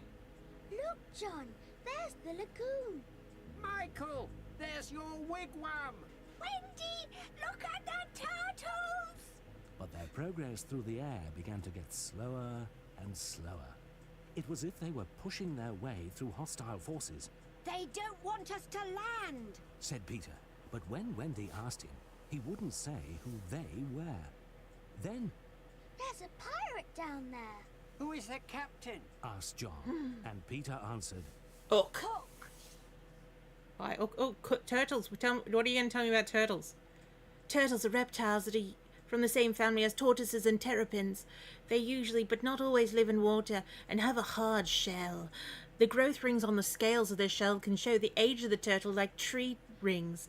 Turtles can live for more than 100 years. Turtles vary a lot in size. Some live in freshwater and can be quite small and weigh only 0.5 kilograms. Others, like the giant sea turtles, can weigh up to 680 kilograms.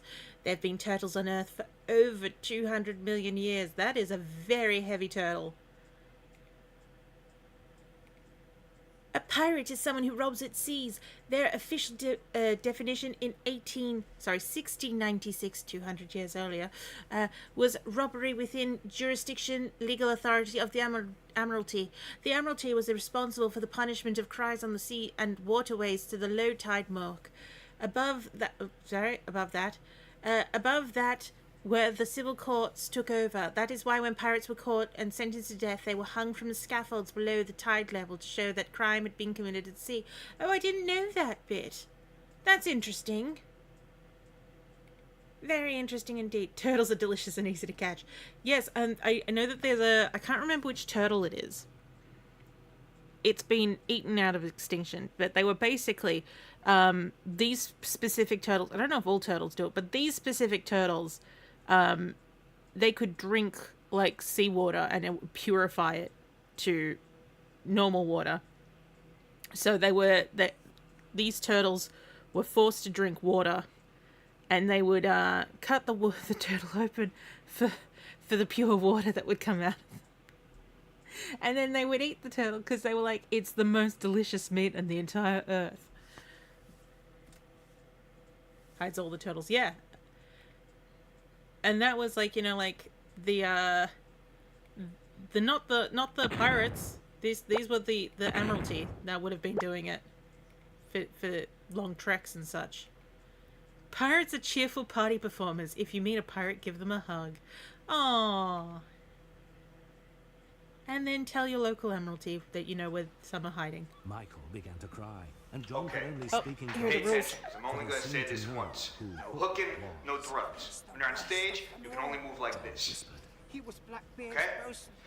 And the When you're only in the thing shower, he you ever can do this, feared. and this, and even this. But this, What's he like? you cannot Is do. he big? Okay?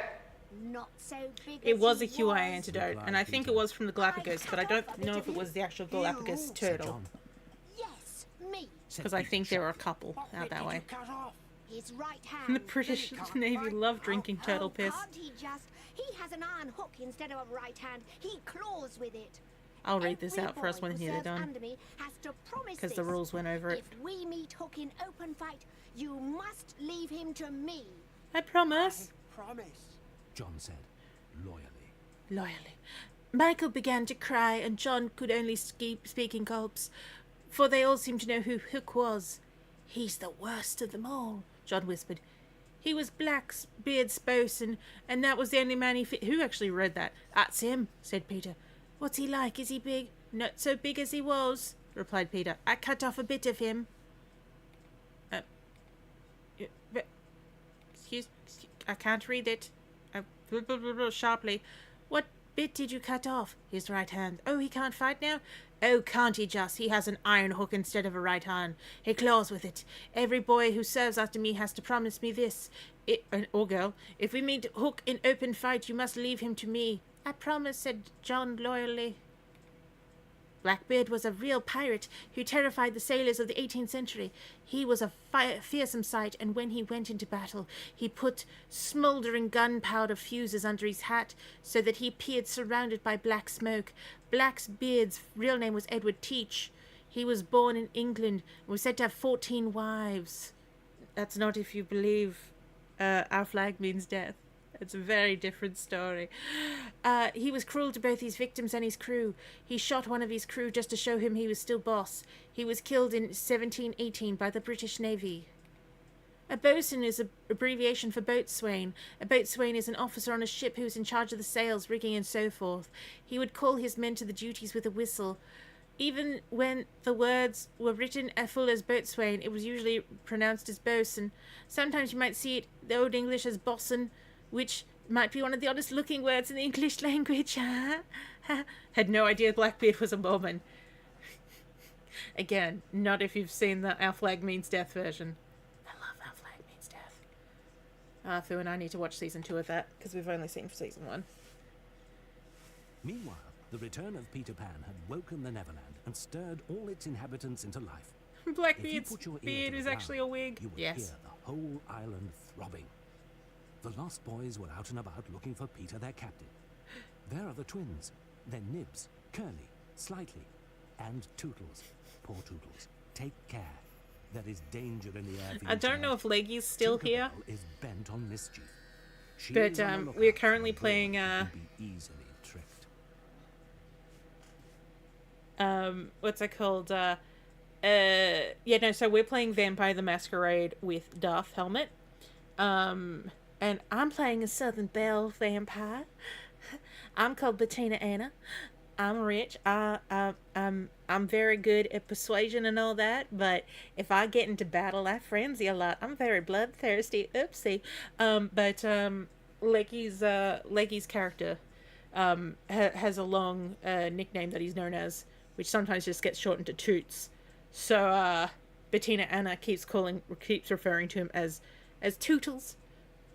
Oh, hi, Tootles. How you doing? Oh. And they dead? If I just...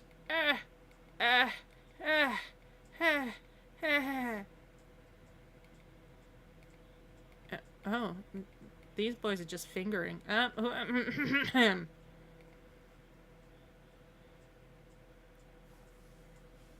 The pirates are out looking for the Lost Boys, and what a villainous looking lot. Here is Cecco, the Italian who once cut his name in letters of blood on the back of a prison governor. Ooh. Then Gentleman Starkey, at one time employed as an usher at a public school.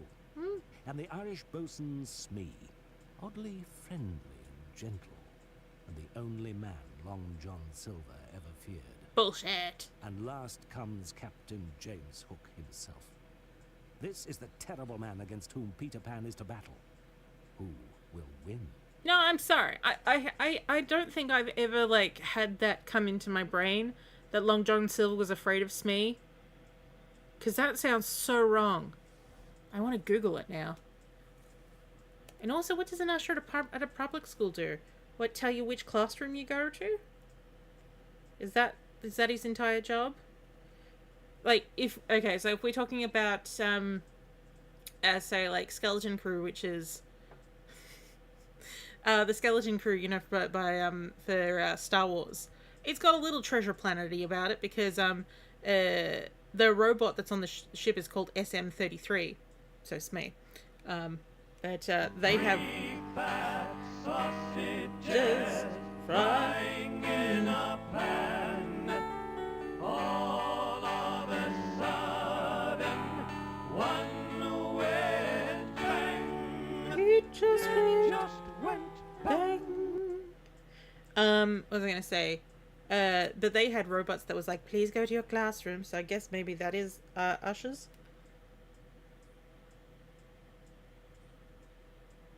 I'm just trying to see if there's anywhere where it actually says he's afraid of Smee.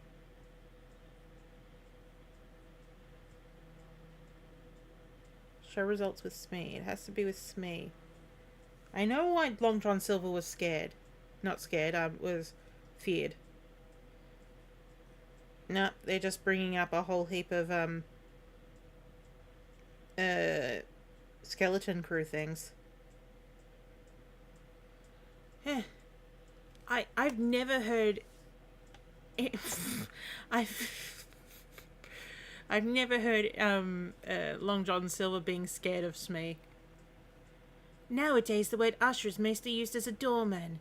It can be someone who shows people to their seats in a cinema or church or theatre. However, in the past, usher also meant underteacher or teacher's assistant. It's not clear whether Gentleman Starkey was a doorman or a teacher. Could have been both. Public schools in England are now much often called independent schools. They are private schools. No, public schools are much more often called independent schools. What? Wait, but public schools aren't private schools. What the heck? I'm not sure why.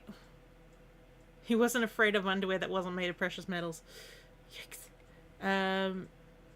They are private schools which take maybe they meant to say there are private schools that take students whose parents pay a fee, sometimes after an examination, to show that children are eligible to go to the school. The term came from the time in the 18th century when certain schools' good reputations and spread, pardon me, and they started taking students whose parents could afford residential fees.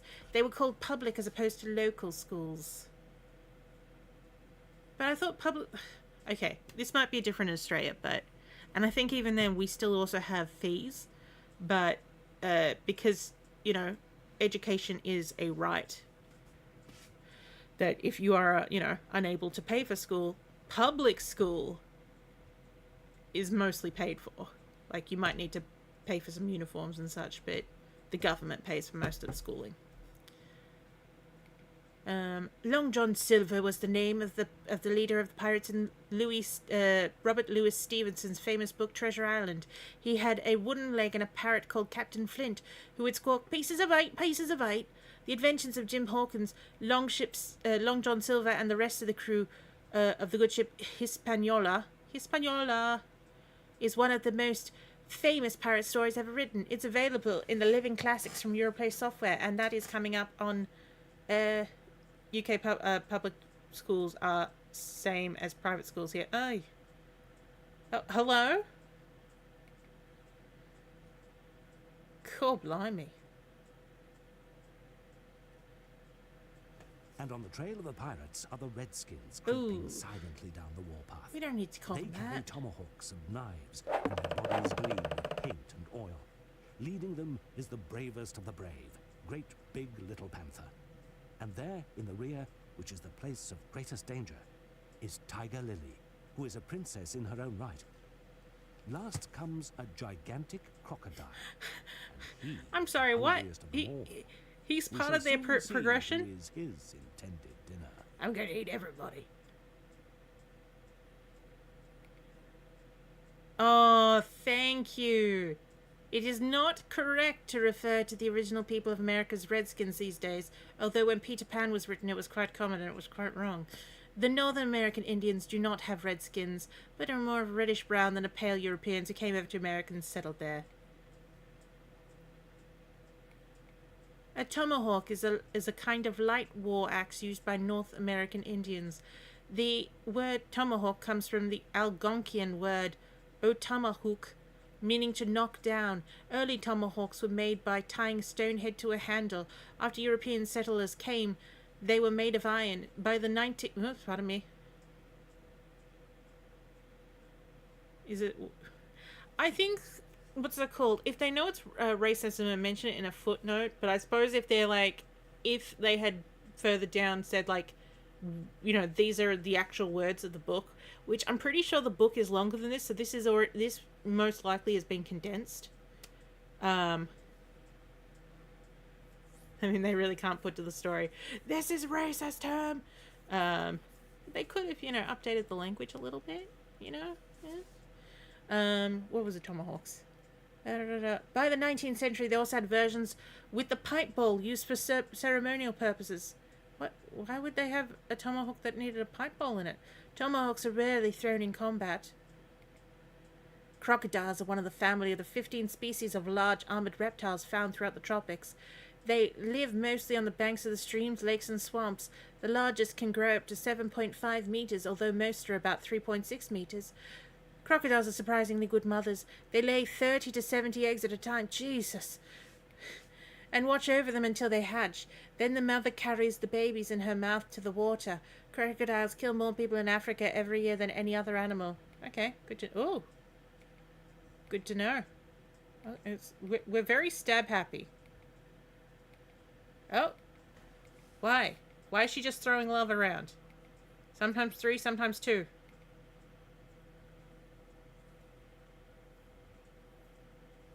They mostly seemed interested by the fact that their skin actually isn't red. Oh, here we go. The boys were hoping Peter would return with another story. Slightly said, I wish he would tell us if he knows anything more of Cinderella. and Tootles said, I'm sure my mother must have been very like Cinderella. it was only when Peter was She was away a that servant they could after talk of all. their mothers. As they talked, they heard a sound getting louder and louder. It was the grim song of the pirates.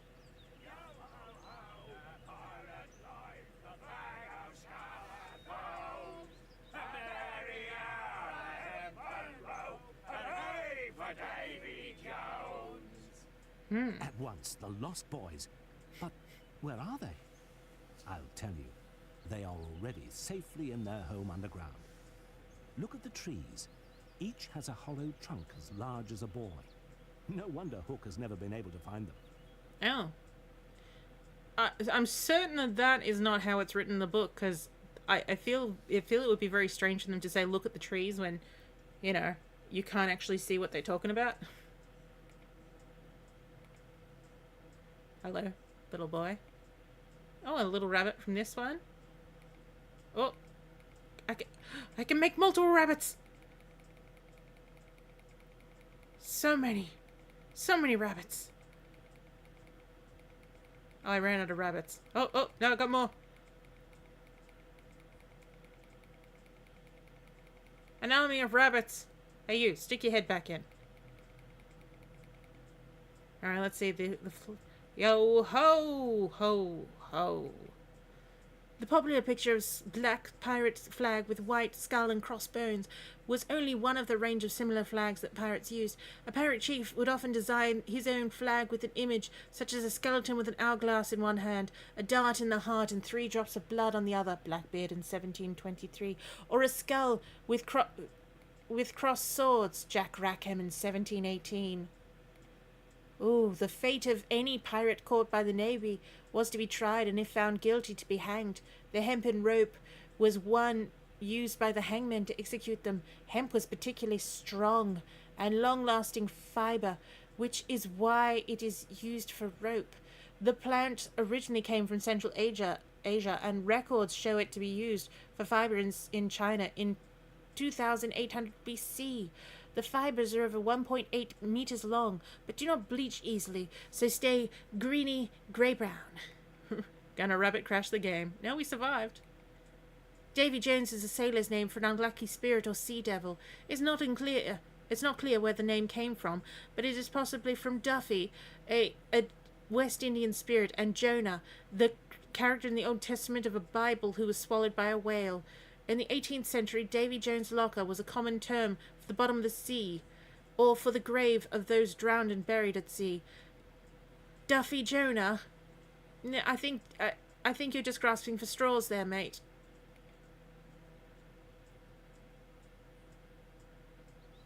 As the pirates advanced, Starkey saw one of the boys disappear and drew his pistol. Hook stopped him firing. Put that back, he commanded. The noise would bring the Redskins. Besides, he's only one of them, and I want them all. Look for them! Most of all, he wanted Peter, who had fed his arm to the crocodile. I have often Said Just Smee. his hand. noticed your strange dread of crocodiles. I'm sorry, Long John Silver's afraid of that man? Of that man. Crocodile. Hook corrected him. It liked my arm so much it has followed me ever since. It would have had me before, but it swallowed a clock. Before it reaches me, I hear it ticking and run for it. Hook sat down on a large mushroom. Oh. It felt curiously warm. Oh. He jumped up. Odds, bobs, hammer and tongues, I'm burning! He shouted, This must be the Lost Boys' chimney. Davy Jones's footlocker. I have no idea how much blackmail that man has. He must have. He must have, is all I'm saying. Long John Silver, the restaurateur. Perhaps. Oh, I heard something sad today. I heard that there's a kind of like Dracula type. Well, it's witch type actually. Really, there's a musical restaurant in Melbourne called Witches and Britches, and they're shutting down. I'm gonna stab the air. That's what I'll do. What about you? Are you're scratching your backside with a hook. Bum bitty bitty bitty bum bum. Sorry, I wonder if that guy ever wiped his ass with the wrong hand. Yes. What are you doing here? Sir? Sir? Sir?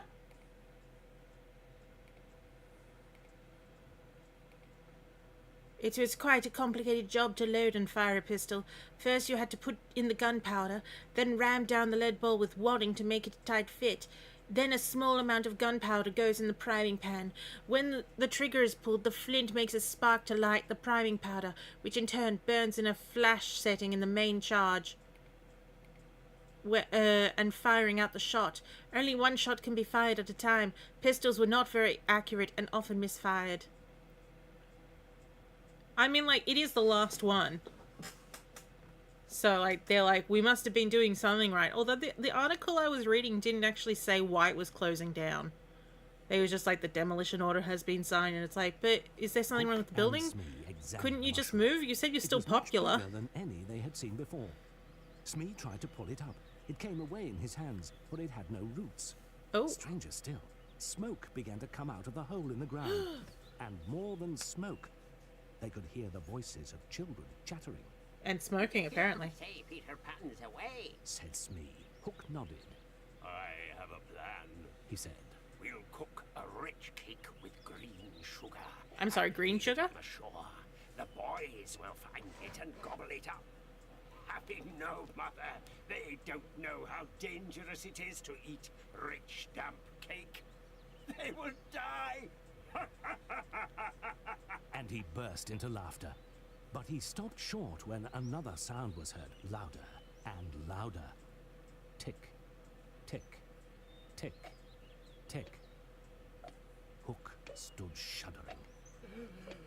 The crocodile! He gasped, and the two pirates dashed away for safety. Green sugar is registered in the European Union as a 100% natural product, with 0 calories and 0 glycemic index, and can be obtained from high-purity stevia, Rebendia extract, and ethanol. I don't think that that's what they were going for. I was just searching if there is actually something known as green sugar. Okay, let's see what they say what green sugar is. Well, what was green sugar, and why was it so bad for you? We don't know, and neither did Tate nor Lyle nor the Sugar Bureau could say either. In fact, even raw sugar cane, which is greenish, is not harmful. There is something known as green syrup, which is the first lot of syrup poured off from sugar as it starts forming crystals. But this would not have harmed you either. Of course, too much rich cake would give anyone a stomachache, but it would not kill you. What about... Now stay with me. Absinthe. Like... absinthe-laced sugar. You know, the, Green Fairy sugar. You know what Because sometimes didn't they just put absinthe on sugar? There was something about absinthe and sugar. Says a woman who doesn't drink alcohol at all. I don't even know how to spell absinthe. Absinthe. Hang on. Absinthe sugar cube. Is a sugar cube placed on a slotted spoon over a glass of absinthe. The sugar cube is used in the traditional absinthe drinking ritual, which is pouring cold water over a sugar cube to create a smoother drink. Place the sugar cube of the slotted spoon. Place the spoon over the glass of absinthe, and then close. Okay, so we're actually. Okay, so it's a different way of doing it than I was thinking. You pour cold water over the sugar cube so it dissolves, and then goes into the absinthe, and then you stir it. Absence makes the heart grow fonder. Little bit of copse and arsenite. Bit of Sheila green. Oh yeah. Some paint, you know. Most paint pigments Once are more, poisonous. The boys emerged into Like the proper open. ones. Nibs, who came last, suddenly stared upwards. Look! He cried, I have seen a wonderfuler thing. A wonderfuler? It's a great white bird and it's flying this way. What kind of bird? asked Curly. I don't know, Said Nibs, rather awestruck. but it looks so weary. And as it flies, it moans. Poor Wendy. I remember now. Said Curly. There are birds called Wendy's. Then Tink flew down, It telling moans, them in her poor bell-like Wendy. voice, Peter wants you to shoot the Wendy. What? Tootles lifted Tink! up his bow and arrow. Quick, Tootles, quick! Screamed Tink. Peter will be so pleased. Oh yeah, I forgot Excitedly, Tinkerbell Tootles is an fitted the arrow absolute to his menace. bow and aimed into the sky. Then he fired, and Wendy fluttered to the ground with an arrow in her breast. Oh, he killed a person. And he looks high. Did he get some of that green sugar? Is that what? Oh, well, he got a whole fruit cake. And a witch. And oh, I can just keep making them come. You're also looking quite high. Did you have some of that cake?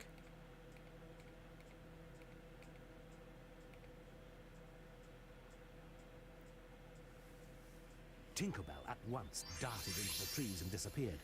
Tootles stood over Wendy like a conqueror, shouting, Peter will be so pleased with me. but Nibs was not so sure, saying, I think it must be a lady. And you have killed her. At I mean, this she doesn't tragic have moment, boobs, but it Peter looks like she's returned. going to. Great news, boys. He cried. I have brought a mother for you. Then he saw Wendy. Oh shit. Quickly he took the arrow from her heart and demanded, Whose is this? he looked at Tootles. Oh, cowardly hand. He said, and raised the arrow to use as a Good dagger. news, everyone. Tootles did not flinch. Strike me. He said. Then Nibs shouted. See, the Wendy lady lives. Slowly, Wendy raised her arm. What the heck? Gaslight, Gaskeep, Girl Boss, Tinkerbell. Nothing? Also, like, I know that they're Lost Boys. Peter looks so much older than the rest of them. So much for never growing up. Clearly at least a preteen, if not a teen. Peter knelt beside Wendy and found his acorn on the chain round her neck. See, the arrow struck this kiss I gave her. He said. It has saved her life. He turned to Tinkerbell, who was flying back and forth overhead. Listen! He cried. I am your friend no more. Be gone from me forever. She flew on We're his breaking shoulder up. and pleaded. He relented. Well, perhaps not forever, but at least for a whole week. That Shall we carry is forever Wendy for her. down to our house? Asked Curly. No. Ordered Peter. Let's build a house round her. Quick, each of you bring the best of what we have. In a moment, they were all as busy as tailors before a wedding. Peter, are we getting married? Peter? Oh. Getting random hand gestures from the boys. No clicking on. Oh, hello. Here's a squirrel. Can I keep making squirrels coming? Yes.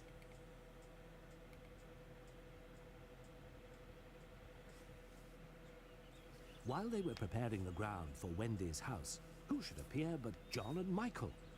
John rubbed his eyes and muttered to himself, It's really true. Usually you don't rub your eyes while your eyes are still You open. may be sure they were very relieved when Peter came up to them. Hello, That's how you get more stuff. both said, Whoa, Hello? said calm Peter, down. In a friendly enough tone. But really, he'd quite forgotten about them. Of course he had. had been He didn't very mean to busy bring them. measuring Wendy He with just his wanted feet to see Wendy. how large a house she would need. Is Wendy asleep? They asked Peter. Yes. He replied. Yeah, I think she's said asleep. Michael. Let's wake her up and get her to make supper. Michael, But you Peter little ordered prick. in his most captainly voice. Help us build the house. Build a house? Exclaimed John, looking very puzzled. Yes, Said Peter. for Wendy. You've got to help build it. Now, away with you. Or I'll forget all about you again. Yeah, Michael's just saying no.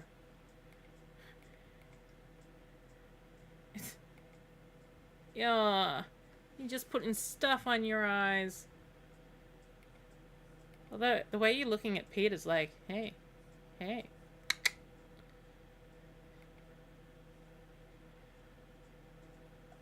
But I think, like, you know, they're like, let's build Wendy a house so then she can do everything else for us. The wood was We're building her a alive with the sound prison. of axes, and branches were quickly piled up to make the walls. And immediately, roses They haven't started even made a growing up. bed for her. Then the roof went on. But wait, what about a chimney? It certainly does need a chimney. Said John, importantly. So Peter snatched the hat off John's head, knocked out the bottom, and put Whoa, the whoa, hat on the whoa, roof. whoa. The little house was so pleased to have such a capital chimney that, as if to say thank you, smoke started coming out of the The hat. hat's on fire. I'm sorry, the hat is... Ugh! That's a creeper rock. And there's a teddy bear in there. That's just bouncing.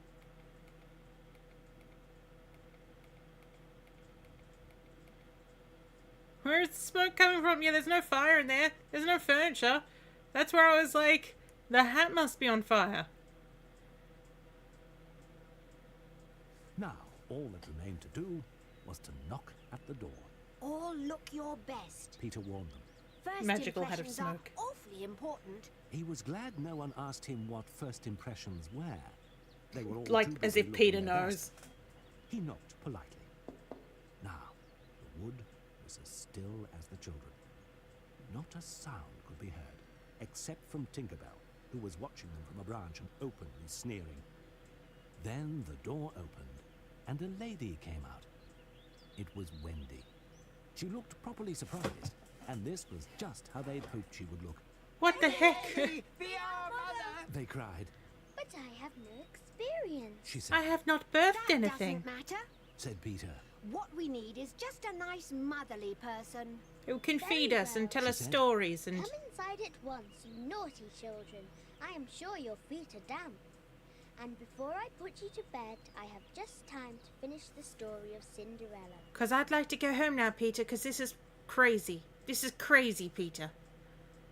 Wait, where did the cat come from? I'm not saying no to a cat, but where did it come from?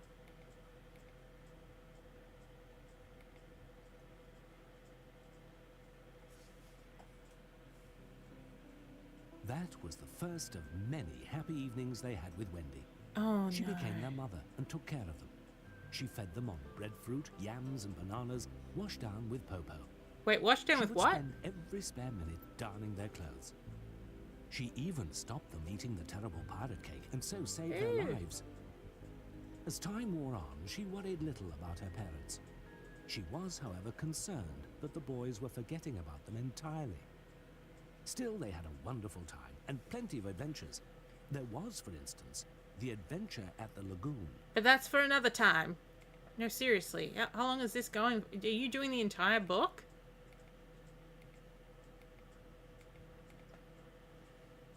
I mean, I'm assuming that they're doing the book, but I thought they would do a condensed version. Ew. Hello, Wendy. She's like, I've done enough sewing. I'll do more sewing? Okay.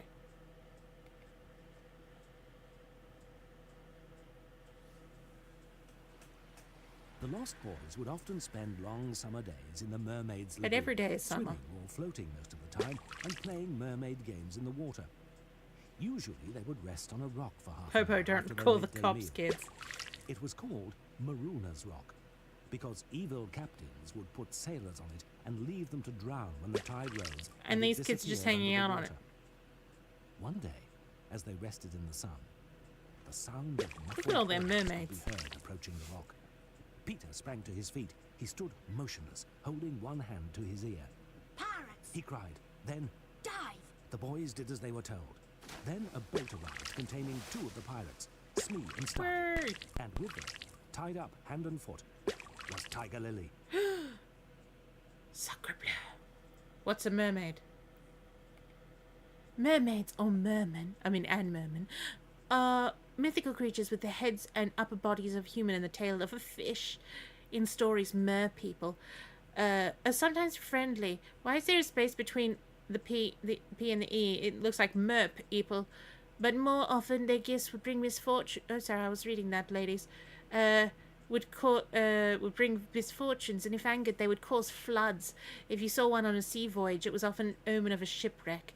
It is thought that the dugong and manatee, which fed their young like humans above water, may be the origins of the mermaid legends. What fun! Hello, ladies. Anything, ladies? No? Oh, we have a game. So, A up, Z down, spacebar play.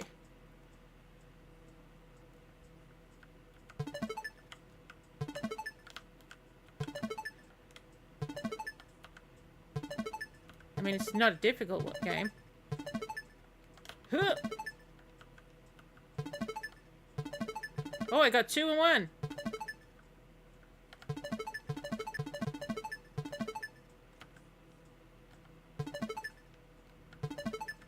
When does the game end?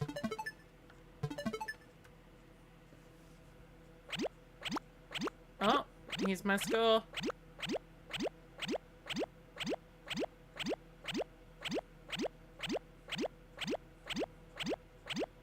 Nice, nice. No, I wasn't finished. Peter, hiding in the water, saw the pirates tie the Indian princess to a stake. He heard Smee say, That's all we need to do. Let her stay here and drown. I once did this to Long John Silver. To save her. The easiest way would have been to wait until the pirates had gone, but he was never one to choose the easy way. Instead, imitating Hook's voice, he called out, Ahoy there, you lubbers! The captain! Said the pirates, staring at each other in surprise. Oh no, Smee Smee. called back. We put the redskin on the rock, Captain. You're cancelled, Smee! Free! Came the astonishing answer. Free? This is queer. You're double cancelled. Better do what he orders, replied Starkey, and in moments Tiger Lily was free to slide like an eel into the water. Oh, lubbers. Tell me about your lubbers. Not your Leisure Suit Larry lubbers, of course. A lubber is an old term meaning a big, clumsy, stupid person. Sailors often use the term particularly for clumsy seamen. They would often say someone was a landlubber, meaning they were as clumsy as a non-seaman would be. Oh. Oh yes, knock your heads together again. That was fun. Oh, your boat's sinking. Well, you live there now.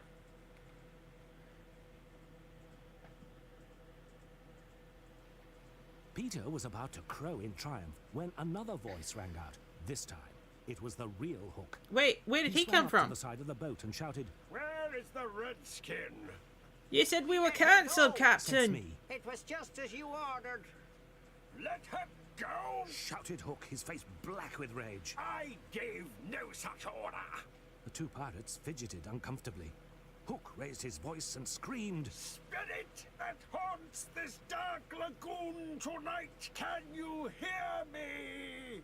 Of course, Peter should have kept quiet, but of course he did not. He immediately answered in Hook's voice. Odds, bobs, hammer and tongues, I hear you. Smee and Starkey clung to each other. Someone show this to Long John Silver.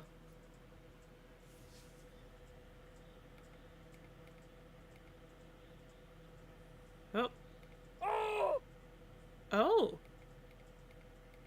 That's quite a sound effect we managed to elicit out of him.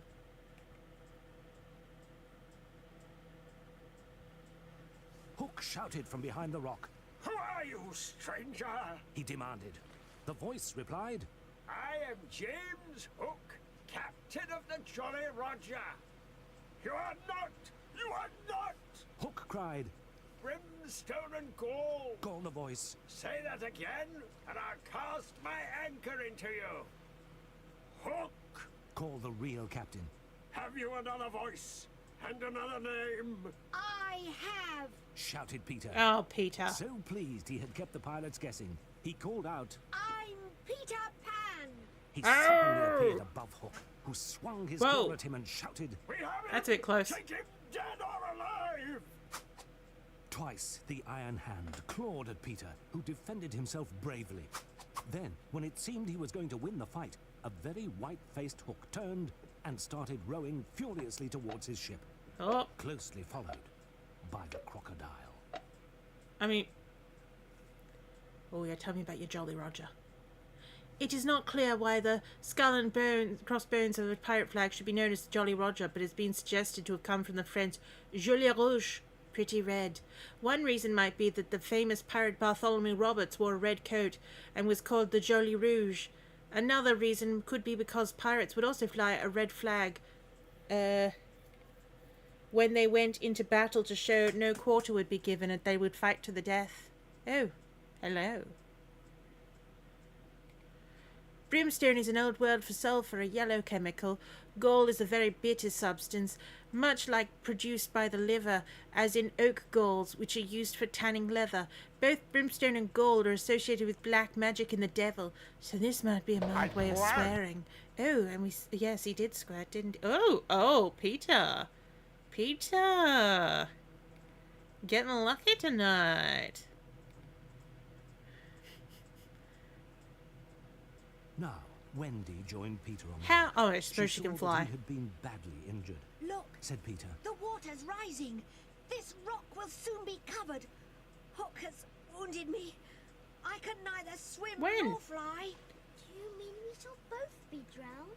Gasped Wendy. Oh, look, it's a then, kite. Peter felt that something was brushing his leg. It was a kite Michael had made a few days before. Peter pulled it towards him. It can carry you to safety, he said, No. and tied the tail round Wendy. I'm sure she's small compared to an adult, but no. Peter was alone and facing drowning. He stood with a smile on his face, a drum beating within him, as he said, to die will be an awfully big adventure. I mean, no, really, to live would be an awfully big adventure.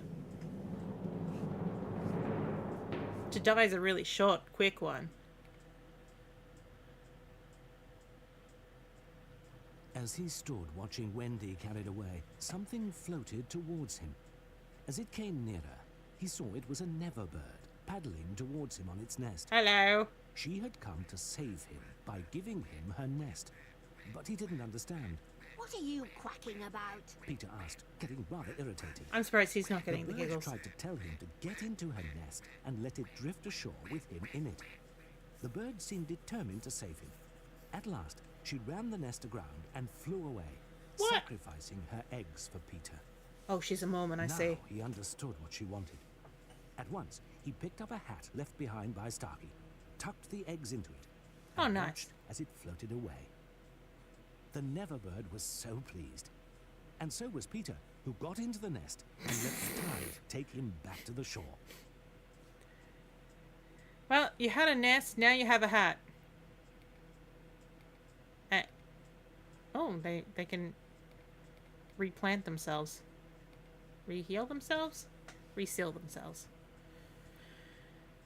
There was much rejoicing at Peter's return.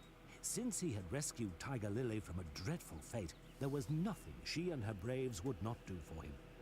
They would sit on guard outside the boys' underground home, awaiting the big attack by the pirates, which they knew could happen Ryoke, at any yes, time. there we go, Tardis. You got They it. even called Peter the Great White Father. Ooh, I It's don't not like very that. We have now reached the evening that was to be known as the Night of Nights, because of what was going to happen. The Redskins were all at their Hi, posts. Nevik. Below ground, Wendy and the boys were having their We're evening unfortunately back in the meal. Peter racism went part off of to get Peter the Pan. time. The way you got the time on the island was to find the crocodile, and then stay with him till the clock struck. Because you couldn't read the time otherwise? What the heck?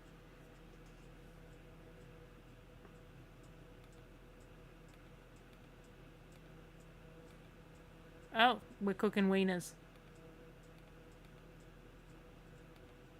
Oh, Peter's back. Into the bin. That night, before they went to bed, The Wendy clock is in the... started telling But them is a it the good only night clock on story the island? that was to change everything. There was once a lady and gentleman called Mr. and Mrs. Darling. That's why you can't read it, yeah. They had 3 children and a faithful nurse called Nana. But one day the children flew away to the Neverland, where the lost boys are. Just think of all those empty beds, and think of how their parents felt. It's awfully sad, said Tootles. How can it possibly have a happy ending? If you knew how great is a mother's love, you would have no fear. Said Wendy. She had now come to the part in the story that Peter hated. Is Peter there to know? Their mother would always leave the window open so they could fly back. And how does Mother know this? Wendy, do let us go home! Cried John and Michael excitedly. I want to grow up! Oh no, there's another game. Okay, left arrow, right arrow, spacebar to start. How long can you hold out? What? Oh, it's... this is unexpected. It's, what's it called? Crack out.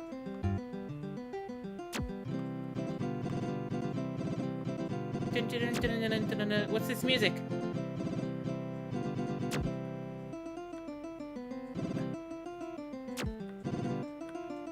Oh, how long can you hold out? Well, if you get your angle wrong, not very long at all.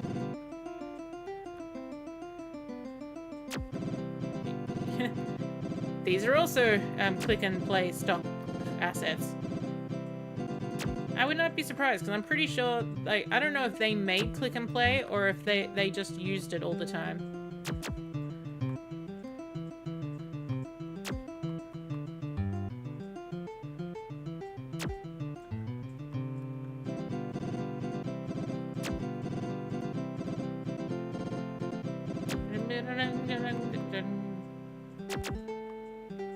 Europress did publish click and play, so yeah, there you go.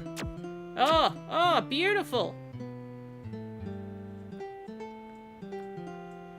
Think about here. Yep. Oh, beautiful, beautiful. I used to play a lot of Crack Out for the NES.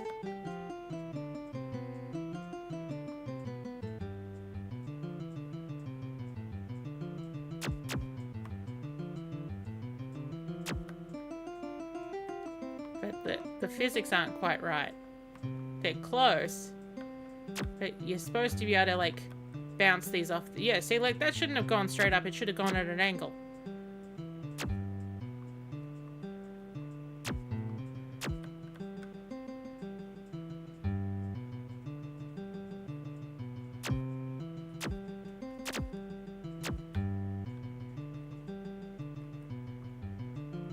Bounce down. Get them. We're about to get crushed. Come down. No, I missed it.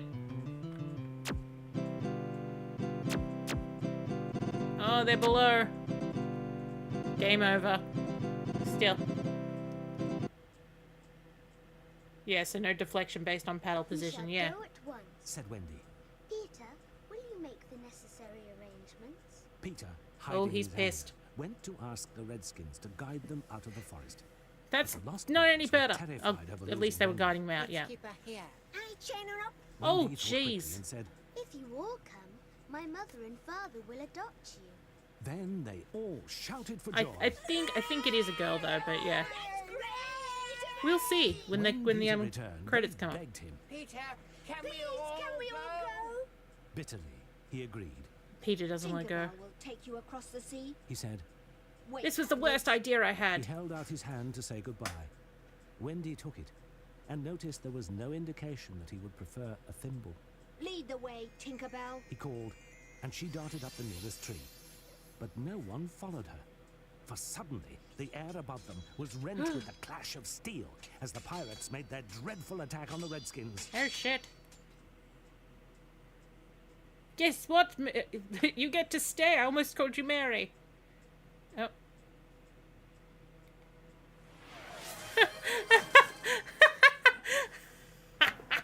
I don't think that's what they intended with that. It's like, I hold out my hand to you. I'm leaving. Okay. I guess.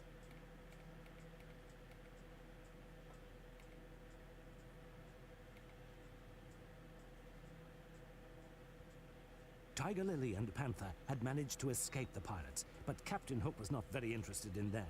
It was Pan, Wendy, and the boys he really wanted, but chiefly... Peter was killed on the Peter way Pan. back to his home planet. The thought of finally capturing his enemy made his iron claw twitch. Sounds could be heard below ground, but the trees seemed too narrow for the pirates to climb down. Hook put his ear to one of the tree entrances and listened. He heard Peter saying, If the Braves have won, they will beat the Tom-Tom.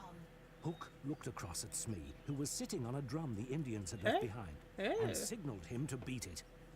He was fiendishly delighted to hear Peter cry, And Smee's like, oh, maybe I should start a music Moments later, the career. children emerged from the trees.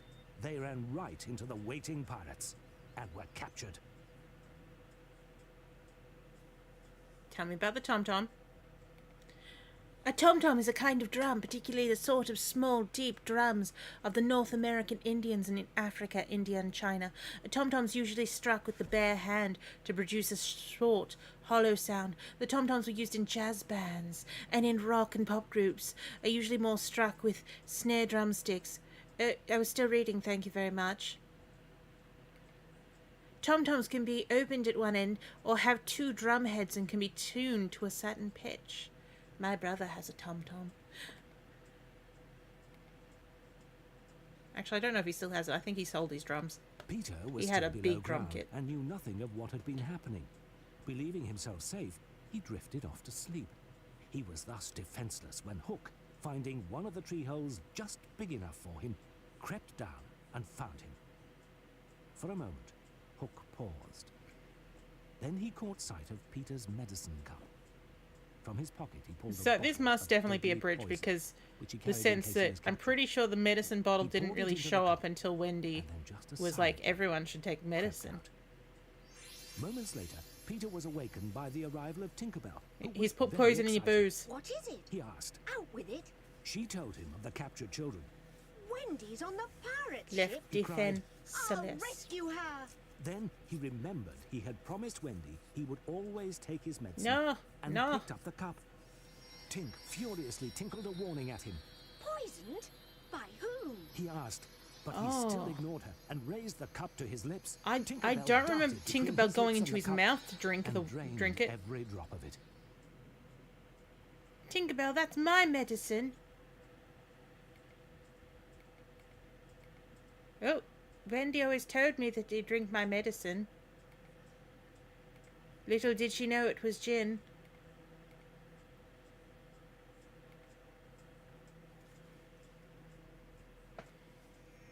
Tinkerbell was dying. Peter bent his head over her and tried to catch what she was trying to say to him. Her tinkling voice was now so low that at first he could hardly hear it. At last he made it out. You think you could be Oh, well again? it's time to guilt the if audience. All the children believed in fairies? He asked. She nodded. So Peter looked around him anxiously. There were no children there. The power of gaslighting. But he called Have a to good day, all Dr. who might be H. dreaming of Neverland. Why is there a He red knew streak they on the were nearer page? to him than you might think. Boys and girls in their pajamas and nighties. even Are any of little us in our toddlers pajamas their and cots. nighties? To them all, he called out. I mean, I am Believe. 39. Your hands. Don't let Tink die. Can I click? Oh, Nevix didn't. Oh. Well, that explains the thing. Oh. Oh, wow. Oh, it gets louder. Let it die down.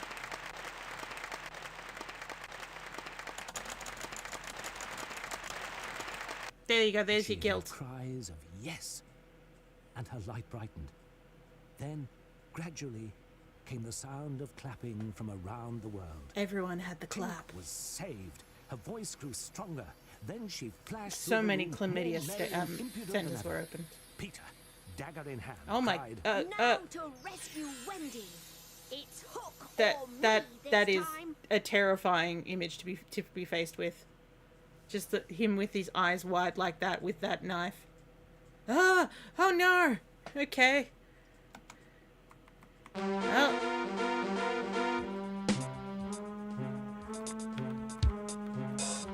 Oh, I see that we're ripping off James Bond.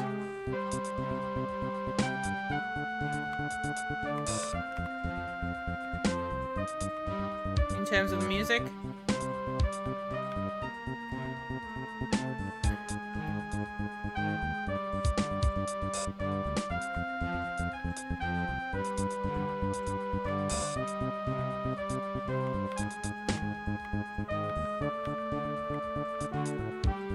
This one has a lot more mini games than the Treasure Island one I was playing the other day.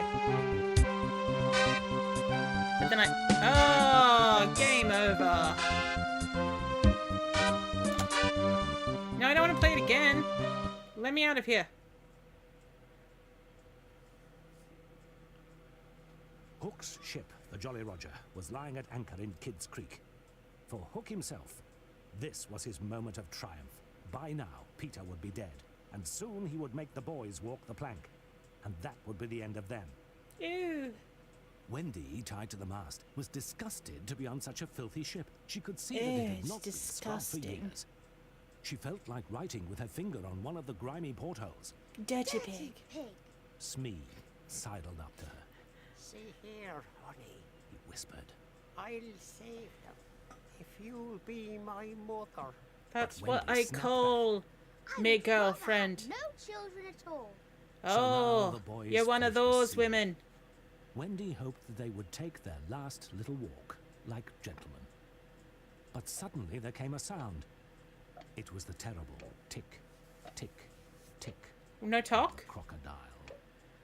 Everyone looked at Hook. This is the first version of those iPad pet hospital games that threaten to put down your cat if you don't pay for 25 worth of gems. Yes. William Kidd was a real pirate who was caught and hung in 1701. He started out as a pirate catcher for the British in the Indian Ocean, but after Kidd accidentally killed one of the crew by hitting him over the head with a bucket in an argument, the only way he could keep his crew happy was to start attacking non-pirate ships for treasure. That is a very weird way to have become a pirate. After Kidd's death, hundreds of pamphlets were published with theories where his treasure, worth £100,000 in 1701, was buried, but it was never been found. Oh, back in 1837, the American Charles Elms wrote the best-selling book, The Pirate's Own Book. One thing he described was how pirates would make their victims walk off the end of the plank to a watery grave. Many authors used this in their stories, but in fact, walking the plank was not a common pirate punishment. Pirates were very cruel to their victims. Among themselves, they were used flogging and marooning as punishment for rebellious pirates. But after all, the plank was there so that you could connect to a dock and walk off the ship and not fall down. You know, things like that.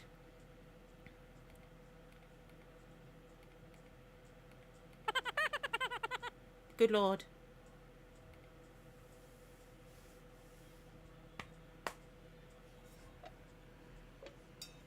Hook froze in terror at the ticking. The crocodile's going to board the ship. He cried. Hide me! In an instant, all the pirates vanished. Then came the biggest surprise of this night of nights. For it was not the crocodile that climbed onto the deck, but Peter Pan. He had cleverly imitated the sound of the crocodile's clock and now stood proudly on the deck. Then, signaling to the boys to make no sound, he tiptoed below, just in time. The next moment, Smee returned and shouted, It's gone, Captain. All's well. Hook Oh, he came back didn't. on They deck didn't and was eat ready any to of them. Continue with the boys. We'll give them the laugh first. Whoa! Starkey, go fetch it. Starkey went below. Then came a most dreadful screech, followed by Screech? a crowing that the boys knew came from Peter. Oh. Who's tapping her on the shoulder? Is Peter somehow hiding behind her? Oh! Oh! The ultimate boob.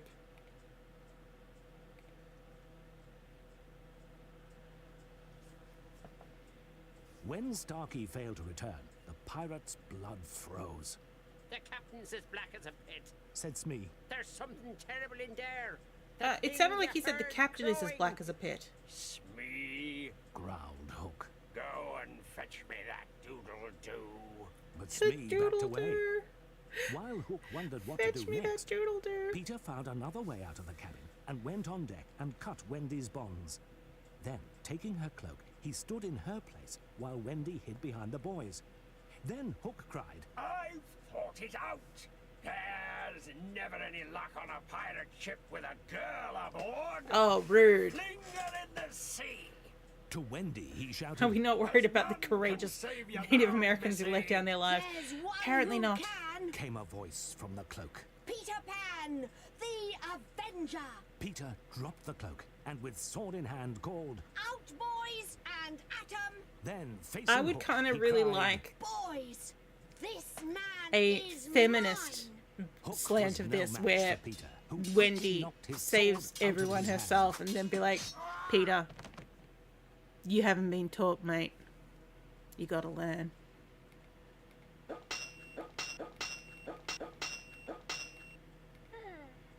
Oh, there's a bear.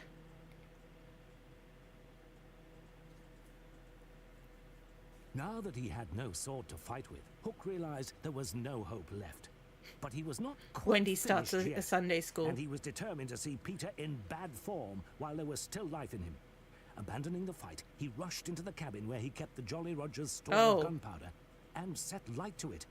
Then he came out and shouted with glee, In 2 minutes, the ship will be blown to pieces. Oh, Hook. He looked at Peter. Now, You're an he idiot, thought, aren't you, mate? True form would show. But brave Peter dashed into the cabin, picked up the powder keg, and then calmly threw it overboard. Oh, that's a clever thing for Peter. I've got to give him that. J.M. Barrie says that Hook used to go to a famous public school and had learned all the upper class manners and habits, including a sense of what was called good and bad form.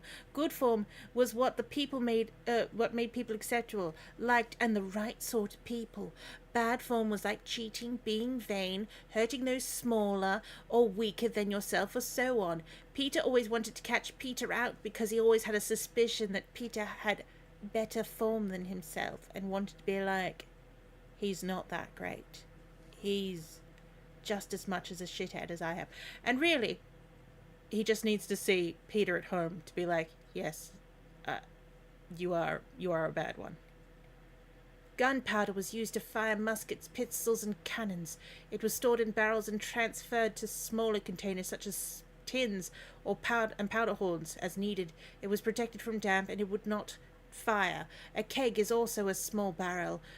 Gunpowder explodes when the smallest spark, so you wouldn't want to carry too much of it around with you. It is always best kept in a closed container for safety. We are now approaching Captain James Hook's last moments on this earth.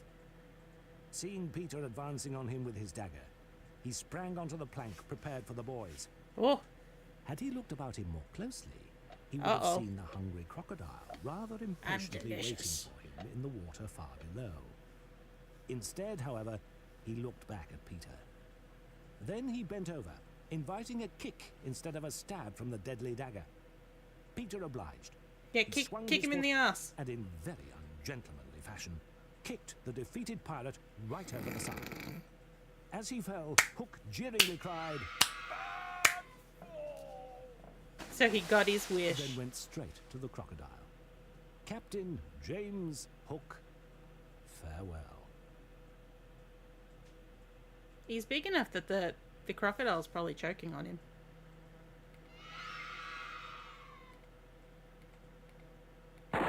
Oh! Ah, spider!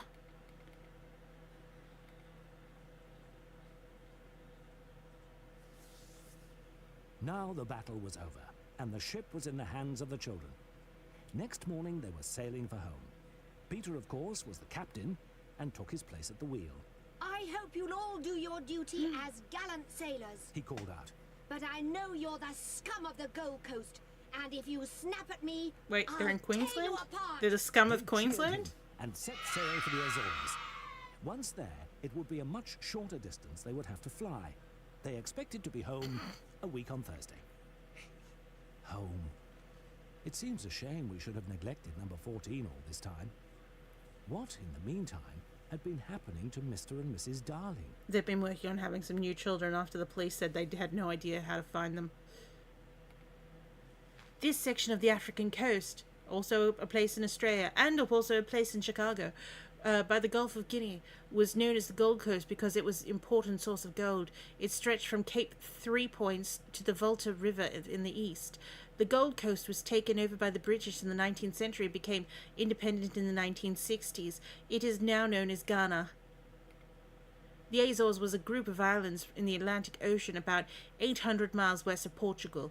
They stretched for over 400 miles and were made up of 9 main islands in 3 groups. The Azores are volcanic islands and rise up sheer from the depths of the Atlantic.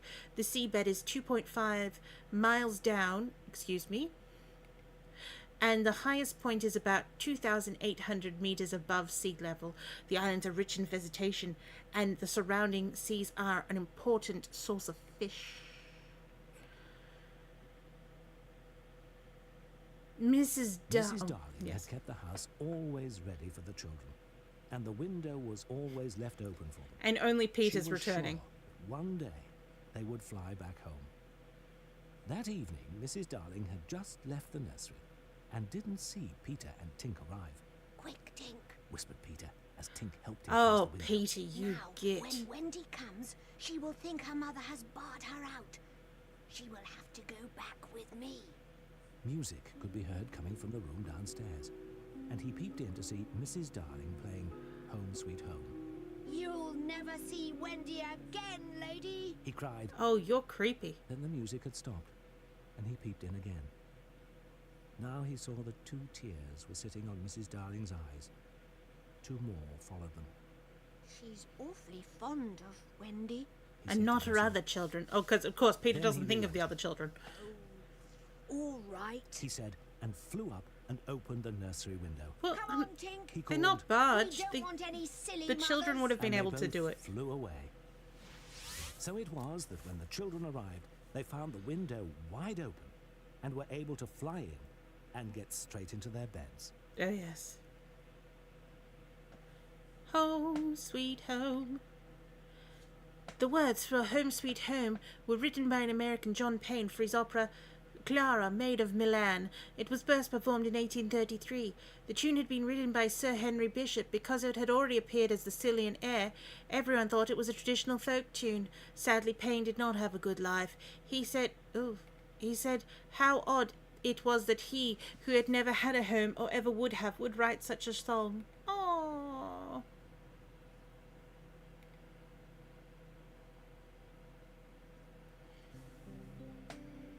When Mrs. Darling came back in, she saw her children in bed, with the lost boys standing in a silent row. Mother! Cried Wendy.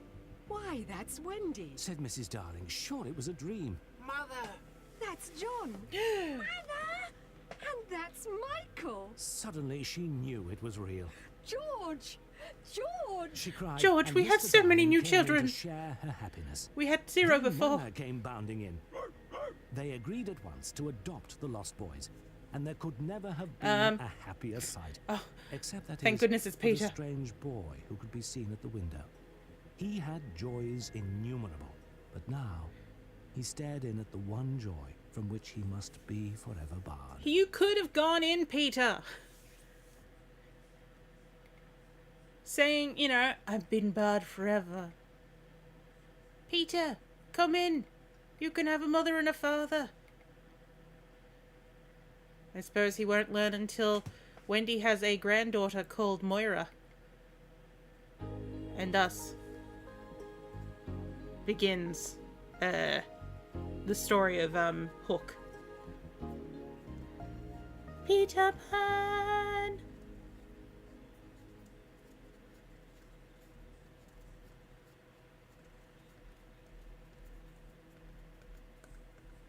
I thought that Peter Pan ended slightly different.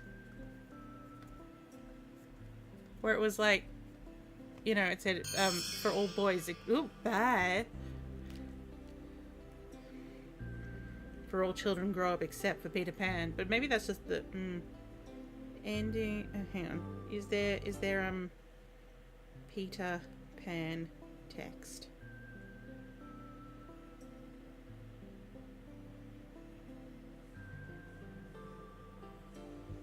Oh, here we go. Free Kindle book and EPUB digitized. Read online web. Thank you very much.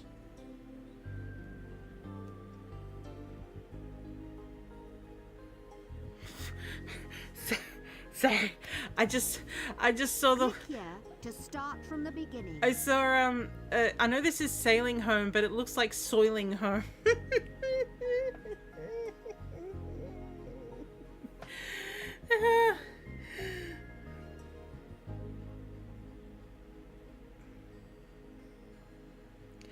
Okay.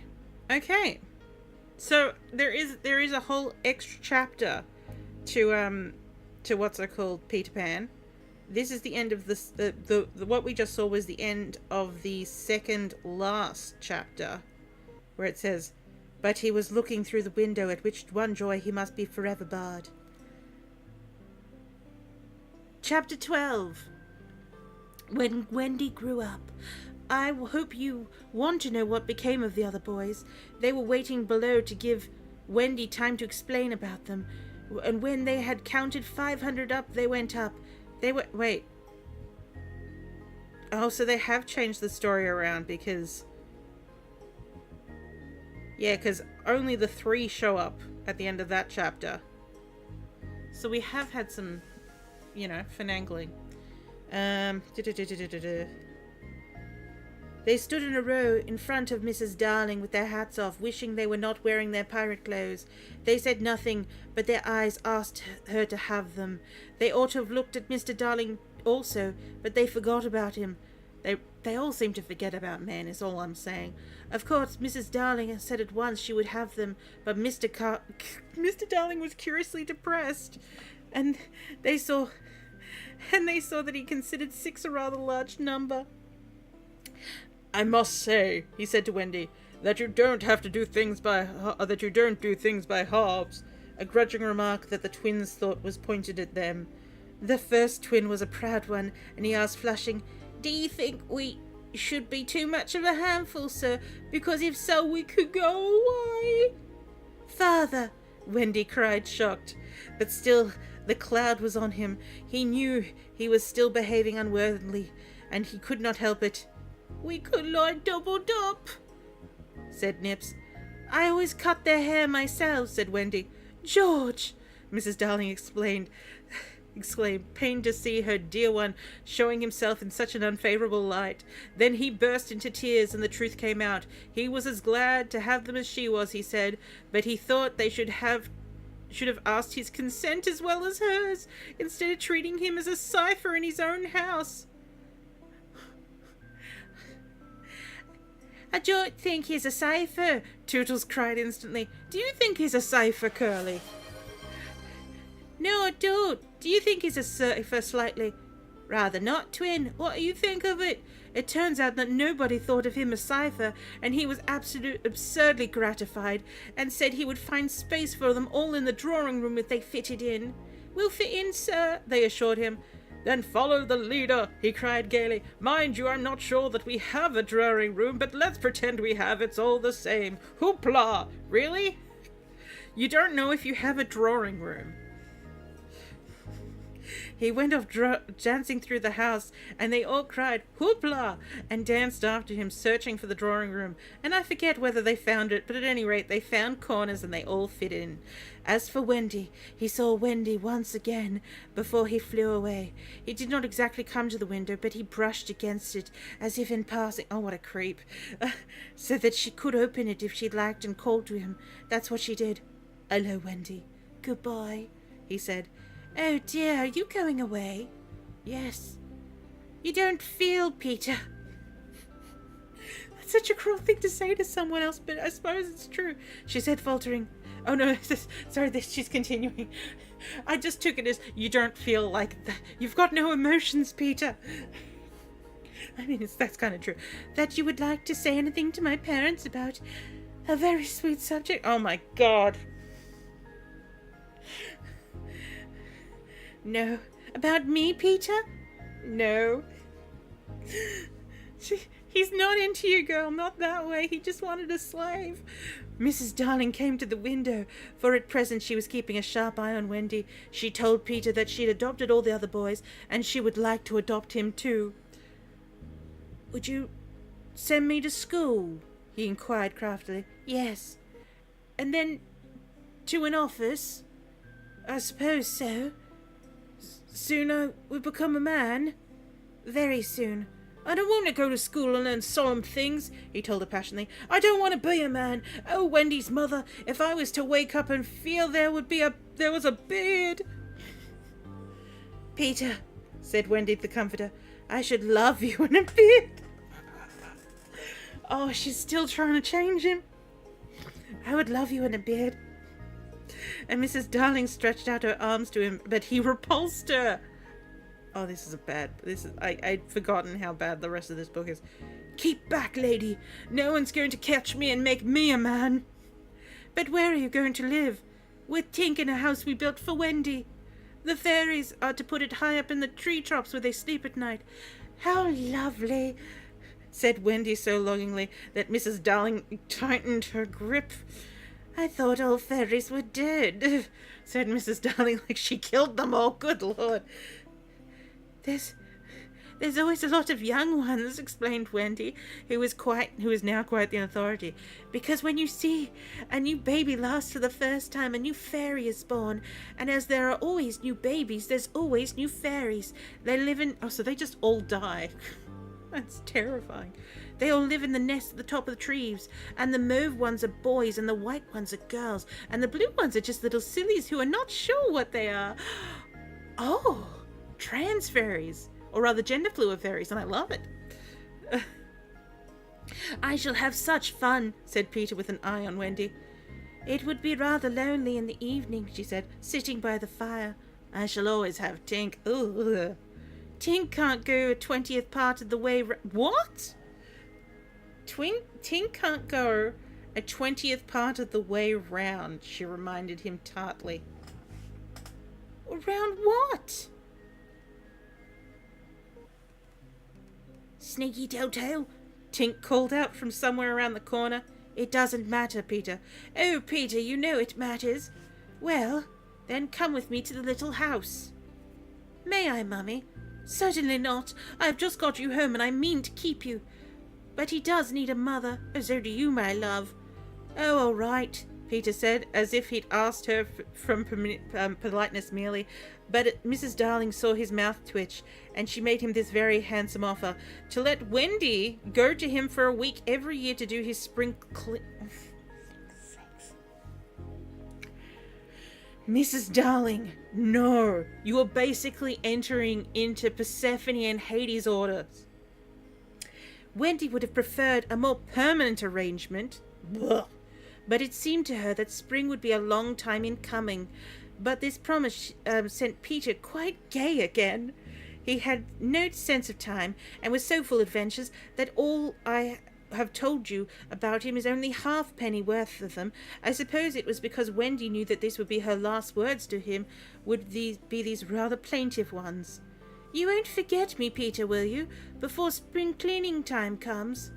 Of course Peter promised, and then he flew away. He took Mrs. Darling's kiss with him. That kiss was... What? When did Mrs. Darling kiss him? He took Mrs. Darling's kiss with him. That kiss had been for no one else. Peter took quite easily. Funny, but she seemed satisfied. Of course, all the boys went to school, and most of them got into Class 3, but Slightly was put first into Class 4 and then into Class 5. Class 1 was the very top class. Oh, so Slightly's not doing well. Before they attended school a week, they saw what goats they had been to not remain on to remain on the island, but it was too late now, and soon they settled down to be as ordinary as you or me or Jenkins Minor, whoever Jenkins Minor is. It is sad to say that the power to fly gradually left them. At first, Nana tied their feet to the bedposts so they would not fly away in the night, and one of their diversions by day was to pretend to fall off buses. But by and by they ceased to tug at their bonds in bed, and found that they hurt themselves when they let go of the bus. In time they could not fly after their hats. Want of practice, they called it, but what it really meant was they no longer believed. Oh, their spirits being crushed. Michael believed longer than any of the boys. He was the youngest. It was easiest for him to remain like that. Though they jeered at him. So he was with Wendy when Peter came for her at the end of the first year. She flew away with Peter in the frock she had woven from leaves and berries in Neverland, and her one fear was that he might notice how short it had become. But he never noticed. He never noticed he had said so much about himself. Okay. She had looked forward to the thrilling talks with him about old times, but new adventures had crowded the old ones from his mind. Who is Captain Hook? He asked in interest when she spoke of the arch-enemy. Oh my God, he doesn't remember that. Mate, you should come back. Don't you remember, she asked, amazed, how you killed him and saved all our lives? Oh my God, he doesn't remember someone he killed. I forget them after I kill them, he replied carelessly. He is a psychopath! When she expressed a hopeful doubt that Tinkerbell would be glad to see her, he said, Who is Tinkerbell? Oh, Peter, she said, shocked. But even then, she explained, he could not remember. There are such a lot of them, I expect she is no more. I expect he is right, for fairies don't live long. But they are so little that a short time seems like a good while to them. Wendy was pained, too, to find that the past year was but as yesterday to Peter. It seemed such a long year of waiting to her, but he seemed exactly as fascinating as ever. Wait, so he remembers her, but he doesn't remember Captain Hook, who he knew for a lot longer, or Tinkerbell. So, yeah. Selective memory, I guess. And they had lovely spring cleaning in the little house on the treetops. Next year he did not come for her. She simply waited in a new frock because the old one simply would not meet, but he never came. Perhaps he is ill, Michael said. You know he's never ill. But then why did you make him drink medicine?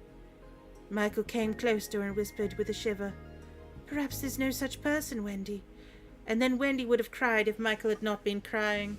Peter came next spring cleaning, and the strange thing is that he never knew he'd missed a year, for that was the last time the girl Wendy saw him. For a little longer she tried for his sake not to have growing pains, and she felt she was untrue to him when she got a prize for general knowledge. No, girl, you swing that prize around with pride. But the years came and went without bringing the careless boy. When they met again, Wendy was a married woman, and Peter was no more to her than a little dust in a box in which she had kept her toys. Wendy was grown up. You need not be sorry for her. She was one of the kind that likes to grow up. In the end, she grew up of her own free will. Wait, what? Oh, so she chose to grow up quicker than the other girls. I mean, she'd been through an experience and a half. That was like, yeah, remembering things is kind of important, guys. All the boys were quite grown up and done for by this time, so it is scarcely worth saying anything more about them. You may see the twins or Nibs and Curly any day going to an office, each carrying a little bag and umbrella. Michael is an engine driver, slightly married a lady of title. Ooh, so he became a lord. You see that judge in a wig coming out the iron door? That used to be Tootles, the bearded man who doesn't know any story to tell. His children was once John. Oh, so John doesn't know any stories to tell his children. That's really sad. After the adventure he lived through. Wendy was married with in white with a pink sash. It is strange to think that Peter did not alight the church and forbid the banns. I mean, he was interested in the prepubescent girl, not into the adult. Years rolled by and Wendy had a daughter. This daughter being written in ink, but in a golden splash. She was called Jane and always had an odd inquiring look, as if from the moment she arrived on the mainland she wanted to ask questions. When she was old enough to ask them, they were mostly about Peter Pan. She would love to hear of Peter, and Wendy told her all that she could remember in the nursery, from which the famous flight had taken place. It was Jane's nursery now, for her father had bought it at 3% from Wendy's father, who was no longer fond of stairs. Mrs. Darling was now dead and forgotten. I forgot how grim this gets. There were only 2 beds in the nursery now, Jane's and her nurse's, and there was no kettle, for Nana had also passed away. She had died of old age, and in the end she had been rather difficult to get on with, being firmly convinced that no one knew how to look after the children except herself. Once a week Jane's nurse had the evening off, and then it was Wendy's part to put Jane to bed. That was the time for stories. It was Jane's invention to raise the curtain over her mother's head and her own, thus making a tent, and in the awful darkness to whisper, "What do we see now?" "I don't think I see anything tonight," said Wendy, with the feeling that if Nana was here she would object to further conversation. "Yes, you do," said Jane. "You see, when you were a little girl." "Oh, that was a long time ago, sweetheart," says Wendy. "Ah, me, how time flies." "Does it fly?" asked the artful child. "The way you flew when you were a little girl?" "The way I flew. Do you know, Jane, I sometimes wonder if I ever did fly." "Yes, you did. The old days when I could fly." "Why can't you fly now, Mother?" "Because I'm grown up, dearest. When they grow up, they forget the way." "Why do they forget the way?" "Because they are no longer gay and innocent and heartless." And heartless, that's a... It is only the gay and innocent and heartless who can fly. Well, Peter Pan's definitely heartless is all I'm saying. What is gay and innocent and heartless? I do wish I was gay and innocent and heartless. Or perhaps Wendy admits she does see something. I do believe, she says, that this is the nursery. "I do believe it is," says Jane. "Go on." They now embarked on great adventures of the night, where Peter flew in, looking for his shadow. "The foolish fellow," said Wendy, "tried to stick it on with soap, and when he could not he cried, and that woke me, and I sewed it on for him." "You've missed a bit," interrupts Jane, who knows the story better than her mother. "When you saw him oh." "Can I come in? I'm getting really wet." "Of course you can come in, my dear."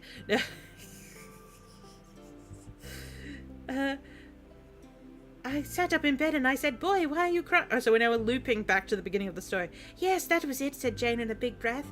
"And then he flew us all the way to Neverland, and the fairies and the pirates and the and the mermaid's lagoon and the home under the ground and the little house. Yes, which did you like best of all?" "I think I liked the home under the ground best of all." "Ah, yes, so do I. What was the last thing Peter Pan ever said to you?" "The last thing he ever said to me was, 'Just you always be waiting for me, and then some night you'll hear me crowing.'" "Yes, but alas, he's forgotten all about me," Wendy said it with a smile. She was as grown up as that. "What did his crow sound like?" Jane asked one evening. "It was like this," Wendy said, trying to imitate Peter's crow. "No, it wasn't," Jane said gravely. "It was like this," and she did it ever so much better than her mother. This book almost lands a point about the British class system turning people into beaten shells of their younger selves. 100%. Wendy was a little startled. "My darling, how could you know?" "I often hear it when I'm sleeping," says Jane. "Ah, yes." Oh, God. Many girls hear it when they're sleeping.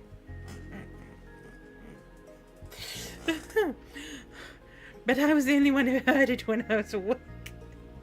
"Lucky you," said Jane. And then one night came tragedy. It was the spring of the night, and the story had been told for the night, and now Jane was asleep in her bed. Wendy was sitting on the floor close to the fire, so to see to darn, for there was no other light in the nursery, and while she sat there darning she heard a crow. Then the window blew the wall open as if of old, and Peter dropped in on the floor. He was exactly as ever, and Wendy saw at once that he still had all his first teeth. Ugh. He was a very little boy, and she was grown up. She was huddled by the fire, not daring to move, helpless and guilty, a big woman. "Hello, Wendy," he said, not noticing any difference, for he was thinking chiefly of himself, and in the dim light her white dress might have been a nightgown in which he first saw her. "Hello, Peter," she replied, faintly, squeezing herself as small as possible. Something inside of her was crying, "Woman, woman, let me go." "Hello. Where is John?" he asked, suddenly missing the third bed. "John is not here now," she gasped. "Is Michael asleep?" he asked, a careless glance at Jane. "Yes," she answered. And she knew She now felt this was untrue to Jane as well to Peter. "That is not Michael," she said quickly, lest the judgment be fall on her. Peter looked. "Hello? Is it a new one?" "Yes. Boy or girl?" "Girl." Now surely he would understand, but not a bit of it. "Peter," she said, faltering, "are you expecting me to fly away with you?" "Of course, that's why I've come," he added a little sternly. "Have you forgotten that this is spring cleaning time?" She knew it was useless to say he had let so many spring cleaning times pass. "I can't come," she said apologetically. "I've forgotten how to fly." "I'll soon teach you again. Oh, Peter, don't waste the fairy dust on me."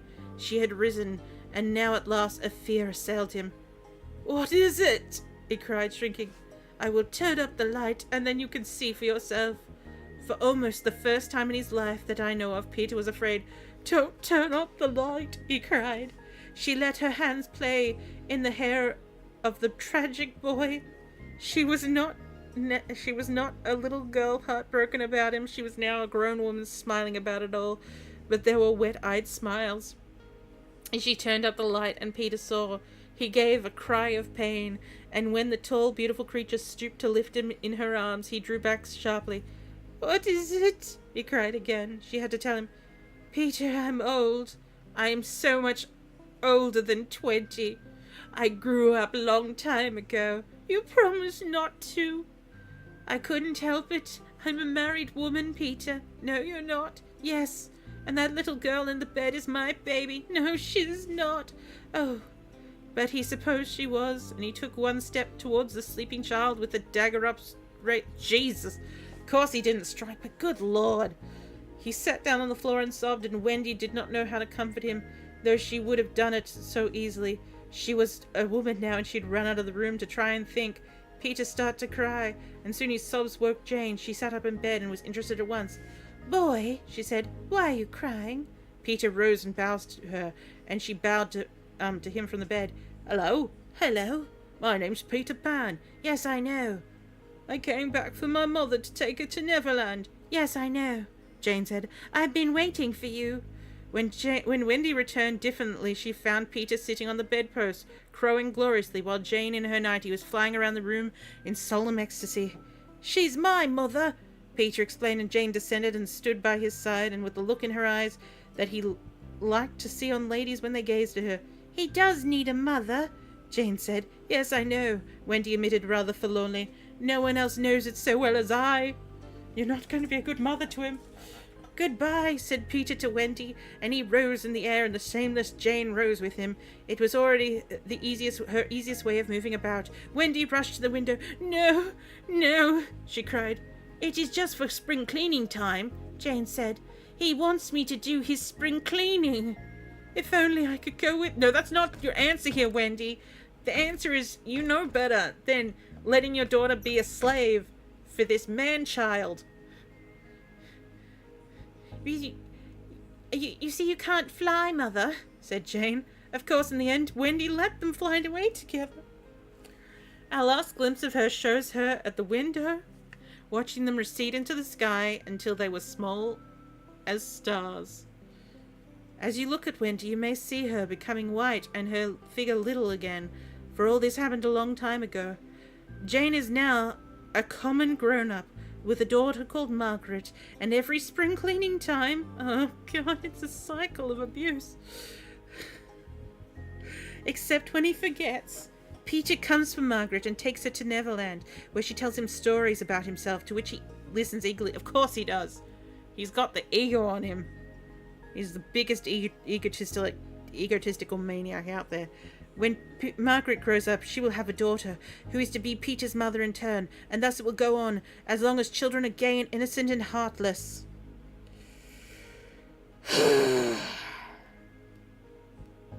The end.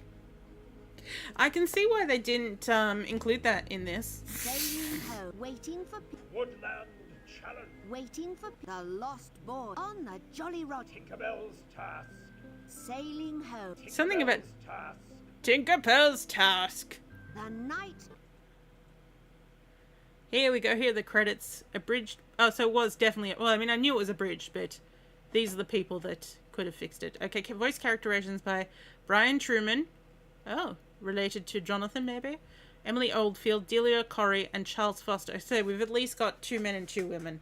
So we've split the cast that way. Storyboards and layouts by Jezel. Hello, Jezel. Backdrops by blah blah blah blah blah blah blah blah blah blah blah blah blah.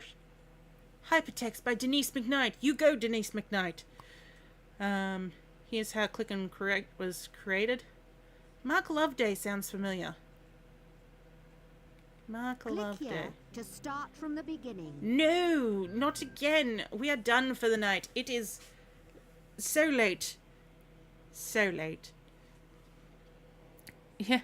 Honestly, as a child with zero context, you would have found it somewhat romantic. Yes, yes. This is what we learn by being older. Because when you're older, you know. Actually, I don't know if anyone else has seen this. There's a movie. It's like I grew up watching really old, you know, MGM musical movies, but there's a movie called Lily, and it might be something that we should watch at some point on the Discord, not streamed because MGM would come for us. But it basically tells the story of a girl that her father has died, so she goes to her father's, you know, good friend to get a job from him, but he's died. And so his neighbor, the baker, is it a baker or is he a general store? I think he was a general store opener. But he was like, oh, well, why don't you stay with me? I'm explaining this slowly. But basically, she almost gets molested in that first little section. A magician who just happens to be there trying to buy scarves for his magic tricks, you know, saves her from that. But she's back out on the street. And so she's like, you saved me. How about I come with you? Because it's Leslie Caron. She's got a French accent. And he's like, oh, no, be happy. The sun is out, the day is bright, and you're young and beautiful. Okay, I go now. But she follows him back to the circus that he's working at. And he manages to talk the owner into saying, hey, can we get her a job just being like a waitress at my show? Because, you know, it'll get her out of my hair. For some reason, she's following me. She starts watching the magic show while she's being a waitress to the point that she's ignoring everyone, so she gets fired. She has no money, and so she goes to try and kill herself. The novel is so much darker than the music story, is all I can say. But either way, what stops her from killing herself is, what's that called? A puppet starts talking to her. And so she goes and talks to the puppets. And then everyone is entranced by this girl interacting with all the puppets. Then that becomes a show. And so they give her a job as part of the show. She doesn't, like, you know, she's told that he's the puppeteer, you know, is the one that's hired her. But she never really puts together, for some reason, that when she talks to the puppets that she's talking to the puppeteer. Anyway, she goes through the whole thing. There's, you know, life lessons and all that. And at some point, you know, she realizes that it's him, the puppeteer, that's been talking to her the entire time because he's trying to talk her out of leaving again. And, like, she pulls open the curtain. And I always remember this speech because she just goes, you know, sometimes, you know, like, I don't remember how it starts, but it's like, you know, sometimes you get older and then you know.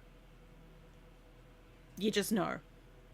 And I think that's a brilliant thing of being like, you know, like, no one needs to tell you the lessons. Sometimes once you reach a certain point, you just realize it to yourself and you feel it hard. But yeah. It's very rare to have like, there's usually, you know, coming of age stories, but there's no coming out of naivety stories. Or at least there's very few, but I've always liked that one. But yeah, and then there's a big dance ballet in her mind where she dances with the human-sized versions of the puppets, but they keep turning into the puppeteer, and then she realizes that she loves the puppeteer and she runs back to him, and, you know, it ends where they kiss and they're like, ah, and for some reason the puppets are then moving. Creepy. The book. I don't think I can talk about the book on YouTube because it gets really dark. There is some genuine abuse happening there, and she thinks that she needs to stay with him to make him better because the more abuse he throws at her outside of the show, the sweeter he is to her as the puppets. And so she sees it as together they make one okay person.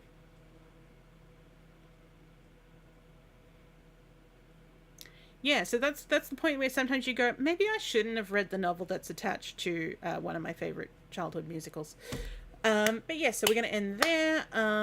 I don't know what my streaming schedule's going to be like this week. Dee Dee's just like hitting buttons like, come on, get out of here, get out of here, get out of here, girl. But so I'll mostly post about it on the Discord when I'm planning on doing something. And let me just see if there's anyone we can raid to. No, that's me. Nope, no one's reading no one's streaming right now. So, all right, everyone, have a good time, and I will catch you next time. And remember, Peter Pan is a terrible story when told from. You need proper sleep if you're going to get a job this week. Hopefully, who knows? They might say like, "Yes, we want you. We're giving you the job. Start Monday." And then I'll have to be like, "I can't do Thursday though. My mother needs the car. You own that, but share a car with her. We'll just have to skip that day." You know, I could have been started weeks ago and would not have been a problem. But yeah, anyway. Catch you guys later, and I will let you know in the Discord if there is good news. So yeah, catch you all later. Bye.